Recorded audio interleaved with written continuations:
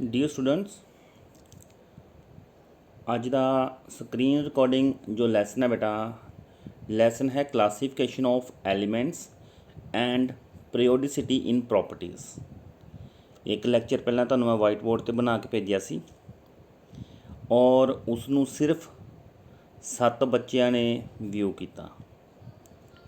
अगर तुसी जो मैं लैक्चर सेंड कर रहा उसनू देखोगे तो बेटा मैनू भी हौसला मिलता है कि बच्चे देख रहे आ, तो मैं डेली जोड़ा हैगा नवा लैक्चर पावांगा। Because face to face class च पढ़ाई करना तो आसान सी, बट सानू बहुत सारे इक्विपमेंट और बहुत सारी डिफिकल्टी का सामना करना पै रहा तुहाडे तक लैक्चर पहुँचाने लई, क्योंकि मैनू छोटे छोटे एक एक टॉपिक के लैक्चर रिकॉर्ड करके तुहानू सेंड करन च कोई इंटरस्ट नहीं है, ना मेरा इंटरस्ट बनता इस कि एक छोटा जिहा 5-5 10-10 मिनट का सिर्फ लैसन जोड़ा है बनावा तो सेंड करा। उस जदों तक टीचर का एक फ्लो बनता आ तद तक उसनूं जोड़ा है लैक्चर छड्डना पैंदा, बिकॉज 5-7-10 मिनट का जोड़ा वीडियो लंबा हो जाए तो उन्होंने वट्सएप पर सेंड करना मुश्किल हो जाता है।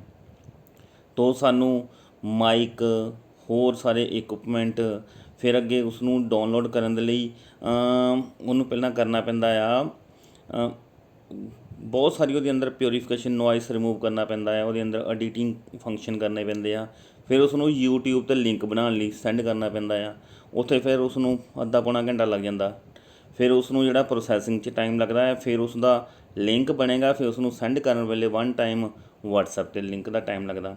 तो इन्ने सारे प्रोसैस दे लई करन तो बाद तुहाडे तक कोई वीडियो पहुँच रहा है, बिकॉज असीं नॉर्मल टीचिंग तो बेटा कर नहीं रहे।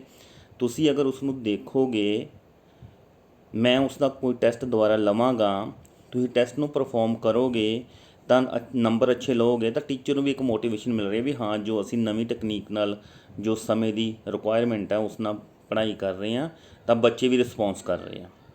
तो चलो मेरे लिए अगर 5-10 बच्चे भी लैक्चर नूं देख रहे हैं तो उसका फायदा लै रहे हैं, तो मैं तो उन्होंने 5-10 वास्ते बच्चों वास्ते भी डेली जोड़ा लैक्चर रिकॉर्ड करना स्टार्ट रखांगा। बिकॉज हुण तक का टाइम सानू +2 दे विच बेटा थोड़ी जी मेहनत थोड़ी ज़्यादा करनी पै जाती है, बिकॉज एकदम इस तरह का समा जोड़ा घर तो टीचिंग करना दा जो समा आ गया, असी बिल्कुल माइंड प्रिपेयर नहीं सीगे भी सानू किस तरह करना किवें करना। तो हुण सानू प्रायोरिटी देनी पै रही सीगी, +2 दे लई प्रायोरिटी दित्ती, +2 दे लई फिर थोड़ा लैक्चर सानू लगभग डेली की तरह सेंड करने पै रहे हैं। उत्तों मेरी जी ड्यूटी आ रही है बार बार कोविड च ड्यूटी जाती है, एक बार ड्यूटी ते जान तो बाद लगभग 10-15 दिन तो बीमार रहने असी, ठीक है जी, कोई ना कोई बीमारी लगती है उत्थे जाके सानू, फिर उस तो उभरन तो बाद बड़ा मुश्किल नाल दोबारा तो इंटरस्ट बनता। और जे तुसीं उसनूं नहीं देखोगे तो वीडियो सेंड करन दा जिहड़ा साडा भी मनोबल घटदा है। तो वीडियो बेटा चलो मैं तो यही कहांगा कि मैं डेली हुण डेली अपना रिकॉर्डिंग करके तुहानूं सेंड करांगा, तुसीं इसनूं देखो। असीं दोबारा तो जिहड़ा हैगा गूगल फॉर्म दे किन्ने अच्छे ते किन्ने टैसट लै रहे सीगे उत्थे तक पहुँच जाइए। गूगल फॉर्म दे दोबारा तो ये लैसन कंप्लीट होएगा, मैं टैसट रखांगा तुहाडी एक मैं लिस्ट बना रखी है मार्क लिस्ट, वो अंदर एडिशन करके तुहानूं हर एक बच्चे नूं अपनी अपनी पोजीशन जिहड़ी हैगी आ दोबारा तो मैं जिहड़ा हैगा दसना शुरू करांगा। तो बेटा उस वीडियो में जो पहला सेंड कराया उसमें चलो तुम देखो। फिलहाल असी इस लैसन के अंदर पीरियोडिक क्लासीफिकेशन के लिए क्वेश्चन प्रैपरेशन कर रहे हैं। वैसे तो इस लैसन को करने के लिए चाहिए सीगा मैनू क्लास के अंदर अगर मैं इसनूं पढ़ाना तो पीरियोडिक टेबल बहुत अच्छे किस्म का जोड़ा मेरी लैब के अंदर बनया पिया। वो पीरियोडिक टेबल के अंदर तुहानूं मैं कल्ले कल्ले एलीमेंट बारे दसदा, फिर उन्होंने एलीमेंट्स नूं याद करन दे तरीके दसदा। तरीका मैं हुण भी डेवलप करांगा, वाइट बोर्ड का लैक्चर बनावांगा, ਉਹਦੇ अंदर जिन्ने भी 114 एलीमेंट्स हैगे आ उन्होंने 5 मिनट के अंदर किवें याद करना सारे के सारे एलीमेंट्स, वो भी तरीका तुहानूं मैं दसांगा, ठीक है जी। तो न्यू लैक्चर रिकॉर्ड करन दा भी हौसला उदों ही मिलता जो बच्चे जोड़े है पुराने लैक्चर नूं अगर वाच करते हैं, रिस्पोंस करते हैं, उस क्वेश्चनिंग करते हैं, तो तुसीं भी कैरी ऑन करो अपना, देखो अपना शेड्यूल बनाओ। तुहाडा भी शेड्यूल सारा खराब होएगा जिवें कि साडा भी शेड्यूल खराब है।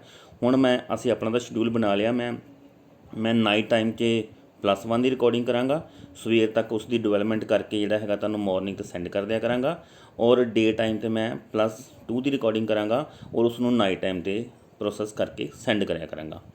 ਇਸ ਲੈਸਨ ਦੇ ਲਈ ਹੁਣ ਚਲੋ ਆਪਾਂ ਸਟਾਰਟ ਕਰਦੇ ਹਾਂ। ਕਲਾਸੀਫਿਕੇਸ਼ਨ ਆਫ ਐਲੀਮੈਂਟਸ ਦੇ ਅੰਦਰ ਬੇਟਾ ਅਸੀਂ ਜਿਹੜੇ ਐਲੀਮੈਂਟਸ ਹੈਗੇ ਆ ਉਹਨਾਂ ਦੀ ਕਲਾਸੀਫਿਕੇਸ਼ਨ ਦਾ ਮਤਲਬ ਇਹ ਹੈ ਕਿ ਅਸੀਂ ਸਾਇੰਟਿਸਟ ਨੂੰ ਇਹ ਲੋੜ ਕਿਉਂ ਪਈ ਕਿ ਜਿੰਨੇ ਵੀ ਸਾਰੇ ਐਲੀਮੈਂਟਸ ਹੈਗੇ ਆ ਉਹਨਾਂ ਨੂੰ ਵੱਖਰੇ ਵੱਖਰੇ ਤਰੀਕੇ ਨਾਲ ਵੱਖਰੀਆਂ ਵੱਖਰੀਆਂ ਪੀਰੀਓਡਿਕ ਟੇਬਲ ਬਣਾ ਕੇ ਲਾਈਨਾਂ 'ਚ ਰੱਖਿਆ ਜਾਵੇ। ਅਸੀਂ ਪੜ੍ਹਿਆ ਸੀਗਾ ਕਿ ਪੀਰੀਓਡਿਕ ਟੇਬਲ 'ਚ 7 ਪੀਰੀਅਡ ਹੈ, 18 ਗਰੁੱਪਸ ਹੈ, ਤਾਂ ਹਰ ਗਰੁੱਪ ਦੇ ਅੰਦਰ ਕਿਸੇ ਇੱਕ ਲਾਈਨ ਨੂੰ ਉੱਪਰੋਂ ਨੀਚੇ ਜਾਂਦੇ ਹੋਏ ਤੁਸੀਂ ਪਕੜ ਲਓ, ਜਿਸ ਲਾਈਨ ਦੇ ਵਿੱਚ ਜੋ ਵੀ ਸਾਰੇ ਐਲੀਮੈਂਟਸ ਹੈ ਨਾ ਉਹਨਾਂ ਸਾਰਿਆਂ ਦੀ ਪ੍ਰੋਪਰਟੀਜ਼ ਲਗਭਗ ਸੇਮ ਹੋਏਗੀ। ਠੀਕ ਹੈ ਜੀ, ਕਿਸੇ ਵੀ ਗਰੁੱਪ ਦੇ ਪਹਿਲਾ ਗਰੁੱਪ, ਦੂਸਰਾ ਗਰੁੱਪ, ਤੀਸਰਾ, ਚੌਥਾ, ਪੰਜਵਾਂ, 18 ਗਰੁੱਪ ਤੱਕ ਜਿਸ ਗਰੁੱਪ ਨੂੰ ਵੀ ਅਸੀਂ ਪਕੜ ਲੈਂਦੇ ਹਾਂ ਉਸ ਗਰੁੱਪ ਦੇ ਵਿੱਚ ਸਾਰੇ ਦੇ ਸਾਰੇ ਐਲੀਮੈਂਟਸ ਦੀ ਪ੍ਰੋਪਰਟੀ ਸੇਮ ਹੋਏਗੀ। ਮਤਲਬ ਉਹਨਾਂ ਦੀ ਰਿਐਕਸ਼ਨ ਸੇਮ ਹੋਏਗੀ, ਉਹਨਾਂ ਦੇ ਫਿਜ਼ੀਕਲ ਪ੍ਰੋਪਰਟੀਜ਼ ਦਿੱਖ ਵਗੈਰਾ ਜਿਹੜੀ ਹੈਗੀ ਆ ਲਗਭਗ ਸੇਮ ਹੋਏਗੀ, ਮੈਲਟਿੰਗ ਪੁਆਇੰਟ, ਬੋਇਲਿੰਗ ਪੁਆਇੰਟ, ਹੋਰ ਬਹੁਤ ਸਾਰੀਆਂ ਪ੍ਰੋਪਰਟੀਜ਼ ਜਿਹੜੀਆਂ ਉਹਨਾਂ ਦੀਆਂ ਸੇਮ ਹੋਣਗੀਆਂ, ਇੱਕ ਦੂਜੇ ਨਾਲ ਮਿਲਦੀਆਂ ਹੋਣਗੀਆਂ। ਇਸੇ ਕਰਕੇ ਤਾਂ ਉਹਨਾਂ ਨੂੰ ਜਿਹੜਾ ਹੈਗੀ ਇੱਕ ਗਰੁੱਪ ਮਿਲਿਆ ਹੈ। ਅਗਰ ਅਸੀਂ ਇੱਕ ਪੀਰੀਅਡ ਦੇ ਅੰਦਰ ਦੇਖਦੇ ਹਾਂ ਤਾਂ ਇੱਕ ਪੀਰੀਅਡ ਦੇ ਅੰਦਰ ਅਸੀਂ ਪੜ੍ਹਿਆ ਸੀਗਾ ਕਿ ਇੱਕ ਪੀਰੀਅਡ ਦੇ ਅੰਦਰ ਸੇਮ ਕਿਸਮ ਦੀਆਂ ਜਿਹੜੀਆਂ ਪ੍ਰੋਪਰਟੀਜ਼ ਦੇ ਅੰਦਰ ਵੇਰੀਏਸ਼ਨ ਆਉਂਦੀ ਆ, ਸੇਮ ਕਿਸਮ ਦੀ ਪ੍ਰੋਪਰਟੀ ਦੇ ਅੰਦਰ ਵੇਰੀਏਸ਼ਨ ਆਉਂਦੀ ਆ। ਅਸੀਂ ਦੇਖਦੇ ਹਾਂ ਕਿ 1 2 3 4 5 6 7 8 ਕੁਛ ਐਲੀਮੈਂਟ ਭਰਨ ਤੋਂ ਬਾਅਦ ਨੈਕਸਟ ਐਲੀਮੈਂਟ ਜਿਹੜਾ 9ਵਾਂ ਐਲੀਮੈਂਟ ਆਉਂਦਾ ਆ ਉਹਦੀ ਪ੍ਰੋਪਰਟੀ ਜਿਹੜੀ ਹੈਗੀ ਹੈ ਪਹਿਲੇ ਗਰੁੱਪ ਵਾਲੀ ਹੋ ਜਾਂਦੀ ਆ। ਅੱਗੇ ਫਿਰ ਫਿਲਿੰਗ ਕਰਦੇ ਕਰਦੇ ਇੱਕ ਸਮੇਂ ਬਾਅਦ ਇਹ ਕਹਿ ਲਓ ਕਿ ਇੱਕ ਸਰਕਲ ਦੇ ਅੰਦਰ ਅਗਰ ਕਿਸੇ ਬੱਚੇ ਨੂੰ ਦੌੜਨ ਲਈ ਕਿਹਾ ਜਾਵੇ ਕਿ ਜਿਸ ਪੁਆਇੰਟ ਤੋਂ ਸ਼ੁਰੂ ਹੁੰਦਾ ਆ ਉਸੇ ਪੁਆਇੰਟ 'ਤੇ ਦੇਖੋ ਉਹ ਬਾਰ-ਬਾਰ ਆ ਰਿਹਾ ਆ, ਉਸੇ ਪੁਆਇੰਟ ਤੋਂ 0 ਤੋਂ ਫਿਰ ਸਟਾਰਟ ਕਰ ਰਿਹਾ ਆ, ਫਿਰ ਮੂਵ ਕਰ ਰਿਹਾ, ਫਿਰ ਉਸ ਜਗ੍ਹਾ 'ਤੇ ਆ ਕੇ ਫਿਰ 0 ਤੋਂ ਸਟਾਰਟ ਕਰ ਰਿਹਾ ਹੈ। ਤਾਂ ਇਸੇ ਤਰੀਕੇ ਨਾਲ ਜਿਹੜੇ ਪੀਰੀਓਡਿਕ ਦਾ ਮਤਲਬ ਹੀ ਇਹ ਹੈ, ਪੀਰੀਓਡਿਕ ਪ੍ਰੋਪਰਟੀਜ਼, ਕਿ ਇੱਕ ਸਮੇਂ ਤੋਂ ਬਾਅਦ ਜਿਹੜੇ ਐਲੀਮੈਂਟਸ ਹੈਗੇ ਆ ਆਪਣੀ ਪ੍ਰੋਪਰਟੀਜ਼ ਨੂੰ ਦੁਬਾਰਾ ਤੋਂ ਰਿਪੀਟ ਕਰਨਗੇ। ਠੀਕ ਹੈ ਨਾ, ਅਸੀਂ ਪਹਿਲਾ ਐਲੀਮੈਂਟ ਪੀਰੀਓਡਿਕ ਟੇਬਲ 'ਚ ਰੱਖਿਆ, ਦੂਸਰਾ, ਤੀਸਰਾ, ਚੌਥਾ, ਪੰਜਵਾਂ, 6ਵਾਂ, 7ਵਾਂ, 8ਵਾਂ, ਠੀਕ ਹੈ ਜੀ, 9ਵਾਂ, 10ਵਾਂ, 10ਵਾਂ ਦਾ 11ਵਾਂ ਜਿਹੜਾ ਹੈਗਾ ਦੁਬਾਰਾ ਪਹਿਲੇ ਗਰੁੱਪ ਵਰਗਾ ਹੋਏਗਾ। ਠੀਕ ਹੈ ਜੀ, ਫਿਰ ਉਹਨੂੰ ਅੱਗੇ ਫਿਲ ਕਰਦੇ ਕਰਦੇ ਕਰਦੇ ਕਰਦੇ 100 ਔਨ ਜਾਵਾਂਗੇ, ਲਾਸਟ 18ਵੇਂ ਗਰੁੱਪ 'ਚ ਜਿਹੜਾ ਐਲੀਮੈਂਟ ਰੱਖਾਂਗੇ ਉਸ ਤੋਂ ਬਾਅਦ ਜਦੋਂ ਮੁੜ ਕੇ ਅਗਲਾ ਐਲੀਮੈਂਟ ਰੱਖਣਾ ਜਾਵਾਂਗੇ ਤਾਂ ਉਹ ਪਹਿਲੇ ਗਰੁੱਪ 'ਚ ਆ ਜਾਏਗਾ। ਇਸੇ ਤਰੀਕੇ ਨਾਲ ਰਿਪੀਟ ਹੋ ਰਹੇ ਨੇ, ਬਾਰ-ਬਾਰ ਉਹਨਾਂ ਦੀ ਪ੍ਰੋਪਰਟੀਜ਼ ਰਿਪੀਟ ਹੋ ਰਹੀਆਂ ਨੇ, ਉਹਨਾਂ ਨੂੰ ਇਸੇ ਤਰੀਕੇ ਨਾਲ ਹੀ ਉਹਨਾਂ ਨੂੰ ਹੈਗਾ ਕਲਾਸੀਫਾਈ ਕੀਤਾ ਹੋਇਆ ਹੈ। ਪੀਰੀਓਡਿਕ ਕਲਾਸੀਫਿਕੇਸ਼ਨ 'ਚ ਇਹ ਗੱਲ ਤਾਂ ਆਪਾਂ ਯਾਦ ਰੱਖਣੀ ਆ ਕਿ 7 ਪੀਰੀਅਡ ਔਰ 18 ਗਰੁੱਪ ਜਿਹੜੇ ਆ ਉਹ ਤਾਂ ਹੁੰਦਾ ਹੀ ਆ। ਉਸ ਤੋਂ ਬਾਅਦ ਇੰਪੋਰਟੈਂਟ ਫਾਰਮੂਲਾ ਇਹਨਾਂ ਨੇ ਕੁਛ ਲਿਖਿਆ ਜਿਹਦੇ ਵਿੱਚ ਮੈਂ ਤੁਹਾਨੂੰ ਪਹਿਲਾਂ ਵੀ ਕਹਿ ਚੁੱਕਾ ਕਿ ਇਹਦੇ ਵਿੱਚ ਅਸੀਂ 4 ਤਰ੍ਹਾਂ ਦੇ ਬਲੋਕਸ ਪੜ੍ਹੇ ਆ, ਐਸ ਬਲੋਕ, ਪੀ ਬਲੋਕ, ਡੀ ਬਲੋਕ ਔਰ ਐਫ ਬਲੋਕ ਐਲੀਮੈਂਟਸ। ਜਿਹੜੇ ਇਹ ਬਲੋਕਸ ਐਲੀਮੈਂਟਸ ਹੈ ਇਹਨਾਂ ਨੂੰ ਐਸ ਬਲੋਕ ਨੂੰ ਐਸ ਬਲੋਕ ਕਿਉਂ ਕਹਿੰਦੇ ਆ, ਪੀ ਬਲੋਕ ਨੂੰ ਪੀ ਬਲੋਕ ਕਿਉਂ ਕਹਿੰਦੇ ਆ, ਡੀ ਬਲੋਕ ਨੂੰ ਡੀ ਬਲੋਕ ਔਰ ਐਫ ਨੂੰ ਐਫ ਬਲੋਕ ਕਿਉਂ ਕਹਿੰਦੇ ਆ, because last electron entrance in that block so known as that block element। ਹਾਂਜੀ ਬੇਟਾ, ਜਿਹੜਾ ਐਸ ਬਲੋਕ ਐਲੀਮੈਂਟਸ ਹੈ ਉਹਨਾਂ ਵਿੱਚ ਜਿੰਨੇ ਵੀ ਐਲੀਮੈਂਟਸ ਆਹੀ ਰੱਖੇ ਹੋਣਗੇ, ਐਸ ਬਲੋਕ ਕਿਹੜੇ ਸੀਗੇ, ਜਿਹੜੀਆਂ ਪਹਿਲੀਆਂ 2 ਲਾਈਨਾਂ ਸਾਨੂੰ ਪੀਰੀਓਡਿਕ ਟੇਬਲ 'ਚ ਦਿਖਾਈ ਦਿੰਦੀਆਂ, ਉਹਦੇ ਵਿੱਚ ਜਿੰਨੇ ਵੀ ਐਲੀਮੈਂਟਸ ਰੱਖੇ ਆ ਨਾ ਉਹਨਾਂ ਵਿੱਚ ਤੁਸੀਂ ਦੇਖਦੇ ਹੋ ਤੇ ਲਾਸਟ ਇਲੈਕਟ੍ਰੋਨ ਜਿਹੜਾ ਐਸ 'ਚ ਆ ਰਿਹਾ, ਐਸ ਔਰਬਿਟਲ 'ਚ ਆ ਰਿਹਾ, ਤੇ ਉਹ ਐਸ ਬਲੋਕ ਐਲੀਮੈਂਟ ਹੈ। ਪੀ ਬਲੋਕ ਐਲੀਮੈਂਟ ਦੇ ਵਿੱਚ ਲਾਸਟ ਇਲੈਕਟ੍ਰੋਨ ਪੀ 'ਚ ਆਉਂਦਾ ਹੈ, ਇਸ ਕਰਕੇ ਉਹਨੂੰ ਪੀ ਬਲੋਕ 'ਚ ਰੱਖਿਆ ਹੋਇਆ ਐਲੀਮੈਂਟ ਹੈ। ਸੋ ਔਨ ਡੀ ਔਰ ਐਫ ਦੇ ਲਈ ਵੀ ਅਸੀਂ ਸੇਮ ਗੱਲ ਕਰਾਂਗੇ। ਅਗਰ ਇਹਨਾਂ ਨੇ ਅਸੀਂ ਇਲੈਕਟ੍ਰੋਨਿਕ ਕਨਫੀਗਰੇਸ਼ਨ ਦੀ ਗੱਲ ਕਰੀਏ, ਇਲੈਕਟ੍ਰੋਨਾਂ ਦੀ ਵੰਡ, ਤਾਂ ਇਹਦੇ ਵਿੱਚ ਦੇਖੋ 4 ਤਰ੍ਹਾਂ ਦੇ ਉੱਤੇ ਇਹਨਾਂ ਨੇ ਜਨਰਲ ਇਲੈਕਟ੍ਰੋਨਿਕ ਕਨਫੀਗਰੇਸ਼ਨ ਲਿਖੀ ਆ ਕਿ ਐਸ ਬਲੋਕ ਐਲੀਮੈਂਟਸ ਦੇ ਅੰਦਰ ਜਿਹੜੇ ਵੀ ਐਲੀਮੈਂਟਸ ਹੋਣਗੇ ਉਹਨਾਂ ਦੀ ਇਲੈਕਟ੍ਰੋਨਿਕ ਕਨਫੀਗਰੇਸ਼ਨ NS12 ਹੋਏਗੀ। NS12 ਦਾ ਮਤਲਬ ਇਹ ਹੋ ਗਿਆ ਕਿ N ਹੈਗਾ ਪ੍ਰਿੰਸੀਪਲ ਕੁਆਂਟਮ ਨੰਬਰ, ਮਤਲਬ N ਦੀ ਜਗ੍ਹਾ ਹੋਏਗਾ ਅਗਰ ਪਹਿਲਾ ਘਰ ਹੈ ਤਾਂ 1s, ਦੂਜਾ ਘਰ ਹੈ ਤਾਂ 2s, ਤੀਜੇ ਗਰੁੱਪ ਦਾ ਹੋਏਗਾ ਤਾਂ ਉਹ 3s, ਫਿਰ 4s, 5s, 3 ਇਸ ਤਰੀਕੇ ਨਾਲ ਆਇਆ। ਪਰ ਜਿਹੜੇ ਆਪਣੇ ਘਰ ਦੇਖੋ ਇਲੈਕਟ੍ਰੋਨ ਤਾਂ ਸਿਰਫ 2 ਤੱਕ ਹੀ, ਜਾਂ 1 ਐਂਡ 2, ਯਾਨੀ ਕਿ ਉਹ ਪ੍ਰਿੰਸੀਪਲ ਕੁਆਂਟਮ ਨੰਬਰ ਵੀ 1 ਜਾਂ 2 ਹੋਏਗਾ, 1 ਜਾਂ 2, 1s1, 1s2 ਜਾਂ 2s1, 2s2। ਠੀਕ ਹੈ ਜੀ, ਕਿਉਂਕਿ ਇਲੈਕਟ੍ਰੋਨ ਹੀ 2 ਹੈ, ਜਾਂ ਤਾਂ 1 ਇਲੈਕਟ੍ਰੋਨ ਹੋਏਗਾ ਜਾਂ 2 ਇਲੈਕਟ੍ਰੋਨ ਹੋਏਗਾ, 1 ਤੋਂ 2 ਤੱਕ ਹੀ ਵੇਰੀ ਕਰਦਾ ਆ। ਤੇ ਇਹ ਇਲੈਕਟ੍ਰੋਨਿਕ ਕਨਫਿਗਰੇਸ਼ਨ 1s1 ਜਾਂ 1s2 ਦੋ ਹੀ ਇਲੈਕਟ੍ਰੋਨ ਦੀ ਹੋਏਗਾ। ਤਾਂ ਮੈਂ ਇਹੀ ਕਹਿ ਦਿੰਦੇ ਜਨਰਲ ਇਲੈਕਟ੍ਰੋਨਿਕ ਕਨਫਿਗਰੇਸ਼ਨ ਜਿਹੜਾ ਅਸੀਂ 1 2 3 4 ਪ੍ਰਿੰਸੀਪਲ ਕੁਆਂਟਮ ਨੰਬਰ n ਦੀ ਵੈਲਿਊ ਹੈਗੀ ਆ, ਉਹਨੂੰ ਅਸੀਂ n ਲਿਖ ਲੈਂਦੇ ਹਾਂ।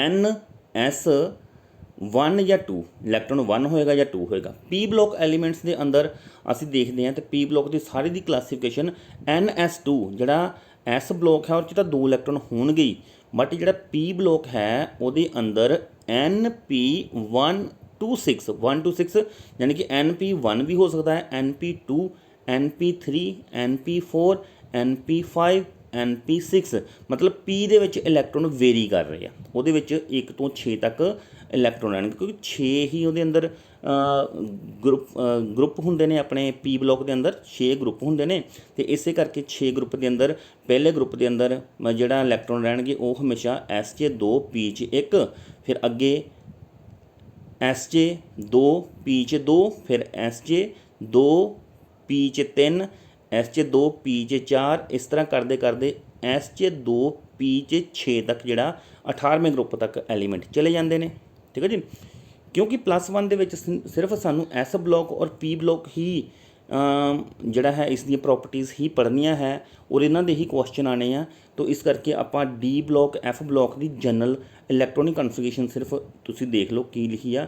n-1 ਡੀ ਦੀ ਵੇਰੀ ਕਰੇਗੀ 1 to 10 ਔਰ NS 0 ਤੋਂ ਲੈ ਕੇ 2 ਤੱਕ ਹੋਏਗੀ। F block the n-2 F 1 to 14, n-1 D 0 to 1 NS 2 electronic ਕਨਫਿਗਰੇਸ਼ਨ ਹੋ ਗਈ। ਹੁਣ ਇੰਨਾ ਕਿ ਮੈਨੂੰ ਪਤਾ ਲੱਗ ਗਿਆ ਕਿ ਜਿਹੜੀ ਇਹ ਇਲੈਕਟ੍ਰੋਨਿਕ ਕਨਫਿਗਰੇਸ਼ਨ ਦੀ ਮੈਂ ਗੱਲ ਕਰੀ ਆ ਤੁਹਾਨੂੰ ਸਿਰਫ 1% ਸਮਝ ਲੱਗੀ ਹੋਏਗੀ, 2% ਸਮਝ ਲੱਗੀ ਹੋਏਗੀ ਵੱਧ ਤੋਂ ਵੱਧ। ਬਿਕੋਜ਼ ਕਿਉਂ ਨਹੀਂ ਲੱਗੀ? ਕਿਉਂਕਿ ਅਸੀਂ ਜਿਹੜਾ ਇਹ ਪਹਿਲਾਂ ਤਾਂ ਤੁਹਾਨੂੰ ਇਹ ਸਮਝਣਾ ਜ਼ਰੂਰੀ ਸੀਗਾ ਕਿ ਇਹ NP ਹੁਣ SPDF ਕੀ ਚੀਜ਼ ਆ।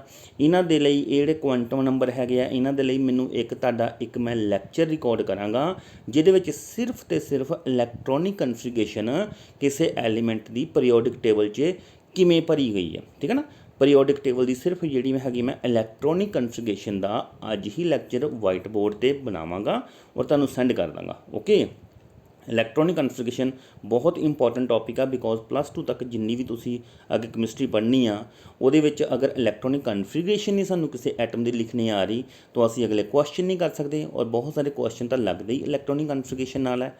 ਤਾਂ ਅਸੀਂ ਇਹ ਇੱਕ ਲੈਕਚਰ ਪ੍ਰਪੇਅਰ ਕਰਾਂਗੇ ਸਿਰਫ ਇਲੈਕਟ੍ਰੋਨਿਕ ਕਨਫਿਗਰੇਸ਼ਨ ਦਾ। ਓਕੇ, ਇਹ ਮੇਰੇ ਲਈ ਤੁਹਾਡਾ ਹੋਮਵਰਕ ਰਿਹਾ। ਮੈਂ ਇਹ ਤੁਹਾਨੂੰ ਜਿਹੜਾ ਹੈ ਬੇਟਾ ਅੱਜ ਹੀ ਰਿਕਾਰਡ ਕਰਕੇ ਜਿਹੜੀ ਇਲੈਕਟ੍ਰੋਨਿਕ ਕਨਫਿਗਰੇਸ਼ਨ ਦਾ ਟੌਪਿਕ ਜਿਹੜਾ ਭੇਜ ਦਾਂਗਾ। ਨੈਕਸਟ ਕੁਐਸਚਨ ਪ੍ਰੈਪਰੇਸ਼ਨ ਦੇ ਲਈ ਤੁਸੀਂ ਅੱਗੇ ਦੇਖੋ। ਤਾਂ ਪਹਿਲਾ ਕੁਐਸਚਨ ਵੈਸੇ ਮੈਂ ਕੁਝ ਕੁਐਸਚਨ ਨਾ PDF 'ਚ ਟਿਕ ਲਗਾਏ ਪਏ ਨੇ ਜਿਹੜੇ ਕਿ ਦੇਖੋ ਅਸੀਂ ਆਪ ਹੀ ਪੇਪਰ ਤਿਆਰ ਕਰਨਾ ਹੈ ਔਰ ਇਹਨਾਂ ਕੁਐਸਚਨਾਂ ਦੀ ਹੀ ਤੁਹਾਨੂੰ ਮੇਨ ਜ਼ਰੂਰਤ ਹੈ ਔਰ ਇਹਨਾਂ ਕੁਐਸਚਨਾਂ ਨੂੰ ਹੀ ਅਸੀਂ ਜਿਹੜਾ ਹੈਗਾ ਔਨਲਾਈਨ ਜਿਹੜਾ ਆਰਾਮ ਨਾਲ ਪੜ੍ਹ ਸਕਦੇ। ਬਹੁਤ ਸਾਰੇ ਕੁਐਸਚਨ ਇਸ ਤਰ੍ਹਾਂ ਦੇ ਬੇਟਾ ਜਿਹੜਾ ਕਿ ਅਸੀਂ ਫੇਸ ਟੂ ਫੇਸ ਬੈਠਾਂਗੇ ਟੈਕਨੀਕਲੀ ਫੇਰ ਹੀ ਕਰ ਸਕਾਂਗੇ। ਜਿਹੜਾ ਹੈ ਔਨਲਾਈਨ 'ਚ ਮੈਂ ਤੁਹਾਨੂੰ ਤਾਂ ਹੀ ਕਰ ਸਕਾਂਗਾ ਅਗਰ ਤੁਸੀਂ ਮੈਨੂੰ ਕ੍ਰੋਸ ਕੁਐਸਚਨਿੰਗ ਕਰੋਗੇ ਤੋਂ ਹੀ ਇਹ ਲੈਸਨ ਜਿਹੜੇ ਬਹੁਤ ਸਾਰੇ ਕੁਐਸਚਨ ਜਿਹੜੇ ਇਸੇ ਤਰੀਕੇ ਨਾਲ ਟੀਚਰ ਕਈ ਵਾਰੀ ਸਸ਼ੋਪਨ 'ਚ ਬੈਠੇ ਰਹਿ ਜਾਂਦੇ ਆ ਕਿ ਲੈਸਨ ਨੂੰ ਕਿਵੇਂ ਕੀਤਾ ਜਾਵੇ ਬਿਕੋਜ਼ ਇਹ ਕੈਮਿਸਟਰੀ ਹੈ ਔਰ ਇਹਦੇ ਅੰਦਰ ਜਦ ਤੱਕ ਕ੍ਰੋਸ ਕੁਐਸਚਨਿੰਗ ਨਹੀਂ ਹੁੰਦੀ तो सामने वाला अगर नहीं क्वेश्चन करेगा तो टीचर ਜਿਹੜਾ ਹੈਗਾ ਉਹ ਤਾਂ ਫਿਰ ਉੱਪਰ ਤੋਂ ਉੱਪਰ ਵਾਲੀਆਂ ਗੱਲਾਂ ਕਰਦਾ ਰਹੇਗਾ। ਉਹਨੂੰ ਨਹੀਂ ਪਤਾ ਲੱਗਦਾ ਕਦੋਂ ਮੈਂ ਨੀਚੇ ਆ ਕੇ ਬੱਚੇ ਦੇ ਲੈਵਲ ਦੀ ਗੱਲ ਕਰਨੀ ਆ। ਓਕੇ, ਤਾਂ ਅੱਛਾ ਰਹੇਗਾ ਤੁਸੀਂ ਵੀ ਮੈਨੂੰ ਵੌਇਸ ਮੈਸੇਜ ਜਾਂ WhatsApp ਰਾਹੀਂ ਆਪਣਾ ਜਿਹੜਾ ਕੁਐਸਚਨ ਜਿਹੜਾ ਸੈਂਡ ਕਰੋ। तो ਇਹਦੇ ਵਿੱਚ ਮੈਂ ਜੋ ਕੁਐਸਚਨ ਟਿਕ ਲਗਾਏ ਪਏ ਆ ਫਿਲਹਾਲ ਮੈਂ ਉੱਥੇ ਤੱਕ ਕੰਸਨਟਰੇਟ ਰਹਿਣਾ। ਤਾਂ ਦੂਸਰਾ ਕੁਐਸਚਨ ਹੈ who was the first to consider the idea of trends among properties of elements. ਕਿਹੜਾ ਸੀ ਜੀ ਸਭ ਤੋਂ ਪਹਿਲਾਂ ਜਿਨ੍ਹੇ ਇਹ ਆਈਡੀਆ ਡਿਵੈਲਪ ਕੀਤਾ ਕਿ ਕਿਉਂ ਨਾ ਅਸੀਂ ਜਿਹੜੇ ਐਲੀਮੈਂਟਸ ਹੈਗੇ ਨਾ ਇਹਨਾਂ ਨੂੰ ਅਸੀਂ ਕਿਸੇ ਹਿਸਾਬ ਨਾਲ ਤਰਤੀਬਵਾਰ ਲਗਾ ਕੇ ਰੱਖੀਏ। ਠੀਕ ਹੈ ਨਾ, ਇਹਨਾਂ ਦੀ ਪ੍ਰੋਪਰਟੀਜ਼ ਬਾਰੇ ਗੱਲਬਾਤ ਕਰਨੀ ਕਿਸ ਸਾਇੰਟਿਸਟ ਨੇ ਸਭ ਤੋਂ ਪਹਿਲਾਂ ਗੱਲ ਕੀਤੀ। ਮਤਲਬ ਕਿ ਇਹ ਸਮਝ ਲਓ ਕਿ ਸ਼ੁਰੂ 'ਚ ਸਾਡੇ ਕੋਲ ਐਲੀਮੈਂਟ ਵੀ ਬਹੁਤ ਥੋੜ੍ਹੇ ਜਿਹੇ ਫਾਈਂਡ ਕੀਤੇ ਹੋਏ ਸੀਗੇ ਤਾਂ ਉਹਨਾਂ ਐਲੀਮੈਂਟਾਂ ਬਾਰੇ ਇੱਕ ਇਹ ਸਮਝ ਲਓ ਕਿ ਢੇਰ ਲਗਾਇਆ ਪਿਆ ਐਲੀਮੈਂਟਾਂ ਦਾ। 20 30 40 50 60 ਜਿੰਨੇ ਵੀ ਐਲੀਮੈਂਟ ਸੀਗੇ ਉਹ ਇੱਕ ਜਗ੍ਹਾ 'ਤੇ ਇੱਕ ਜਗ੍ਹਾ ਰੱਖੇ ਪਏ ਆ। तो किसी ने ये सब तो पहला सोचा यार इन्हां चों घट्टो घट्ट वो एलीमेंट चक के बखरे बखरे क्यों ना ढेर लगाए जाण जिन्हां दे गुण मिलते आ। तो जानी कि क्लासीफिकेशन करना शुरू किया ही सब तो स्टार्ट तो कहना। तो German chemist John Dobereiner was the first who considered the idea of trends among the property of element। तो सब तो पहला जॉन डावेनर सीगा जिन्हां ने ये ट्राई किया सीगा कि क्यों ना असी जिहड़े विग्यानियां ने एलीमेंट्स 60-70 जे लभ लए आ इन्हां नूं तरतीबवार सेम प्रॉपर्टीज़ वाले कढ के वखरे वखरे क्यों ना रखे जाण। ठीक है जी, क्योंकि सेम प्रॉपर्टी वाले अगर ट्रेंड्स वाले एलीमेंट कढ़े होणगे तो कोई रिएक्शन करते समय उन्होंने अगर मान लो तीन दे एलीमेंट तीन चार एलीमेंट दे उन्होंने असी ग्रुप बना के रख ले तो उन्होंने पता हुंदा सी भी ये जिहड़े 4 के एलीमेंट है इन्हां दी प्रॉपर्टी सेम आ, इन्हां दी रिएक्शन भी सेम होएगी। इन्हां चों एक एलीमेंट चक लैंदे आ, अगर उस दे नाल कोई रिएक्शन नहीं हो पा रही तो इस ग्रुप दे विच जां इस दे नाल दे जिहड़े एलीमेंट होर असीं कढ के वखरे रखे आ इन्हां दी सेम प्रॉपर्टी वर्गे उन्हां च कोई भी एलीमेंट होर लिया जा सकदा है उस कैमिकल रिएक्शन नूं करन दे लई। तो इस करके जरूरी हो गया सीगा कि उन्हां नूं कि अपनी रिएक्शन अपने आप अपना काम सुखाला करन दे लई उन्होंने इन्हां एलीमेंट्स दे जिहड़े हैगे आ वखरे वखरे जिहड़े है ना हीप या ढेर बनाने शुरू कर दिते वखरे वखरे प्रॉपर्टी दे जाने कि एलीमेंट जिहड़े कढने शुरू कर दिते जॉन डावेनर ने। तो तीसरा question state Dobereiner's law of triad with an example. तो डावेनर ने एक किहड़े तरतीब जां किहड़े तरीके दे नाल जिहड़े हैगे आ एलीमेंट्स दे जिहड़े वखरे वखरे जिहड़े आ जिहड़े ढेरियां बनाईयां वखरे वखरे ढेरियां बनाने लई उन्हें की तरतीब लाई की तरीका कीता ही।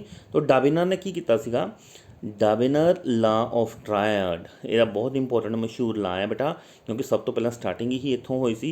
चाहे उस विग्यानी ने जो काम किया ही अज असी उसके काम नूं नहीं मनते मतलब मनते कि भी अज के जिहड़े विग्यानी ने काम किया वो बैटर है वह बहुत पिछे काम सी बट अगर उसने स्टार्टिंग ना करी हुंदी तो अज के विग्यानी इत्थे तक ना पहुँचते। उन्हें स्टार्टिंग करी सी इस करके असीं उहदा चाहे फेल काम सीगा बट उसनूं असीं याद रखना है। तो ये Dobereiner law of triad Dobereiner law of triad मतलब ये कोई तिकड़ी का नियम है। डावेनर लॉ ऑफ ट्रायड इन्हें कहा सीगा कि असी कोई 3 एलीमेंट तीन दे जिहड़े है ना उन्होंने छोटे छोटे ढेरियां जी लगाने शुरू कर दी 3 एलीमेंट। वो कहते 3 एलीमेंट इस तरह इकट्ठे करो 3 एलीमेंट इस तरह इकट्ठे करो जिन्हां दे विच तुसीं ये देखोगे कि पहला एलीमेंट ते तीसरा एलीमेंट दूसरा छड्ड देना पहला तो तीसरा पहले तो तीसरे एलीमेंट दे अटोमिक वेट जिहड़े अटोमिक वेट सीगे उन्हां नूं प्लस करके 2 नाल डिवाइड करो। पहले तो तीसरे एलीमेंट दे अटोमिक वेट नूं प्लस करके 2 नाल डिवाइड करो तो जिन्ना आंसर आएगा उन्हां दे विचकार वो एलीमेंट लगा देना है क्योंकि उन्हें देखो लीथियम 7 वाला चक लिया पोटाशियम जिहड़ा 39 वाला चक लिया इन्हों प्लस करके 2 नाल जो डिवाइड किया तो आंसर 23 आया। तो उन्हें ढेर के विचों फिर किहड़ा एलीमेंट चक्या वो 23 अटोमिक वेट वाला चक्या तो वो सी सोडियम।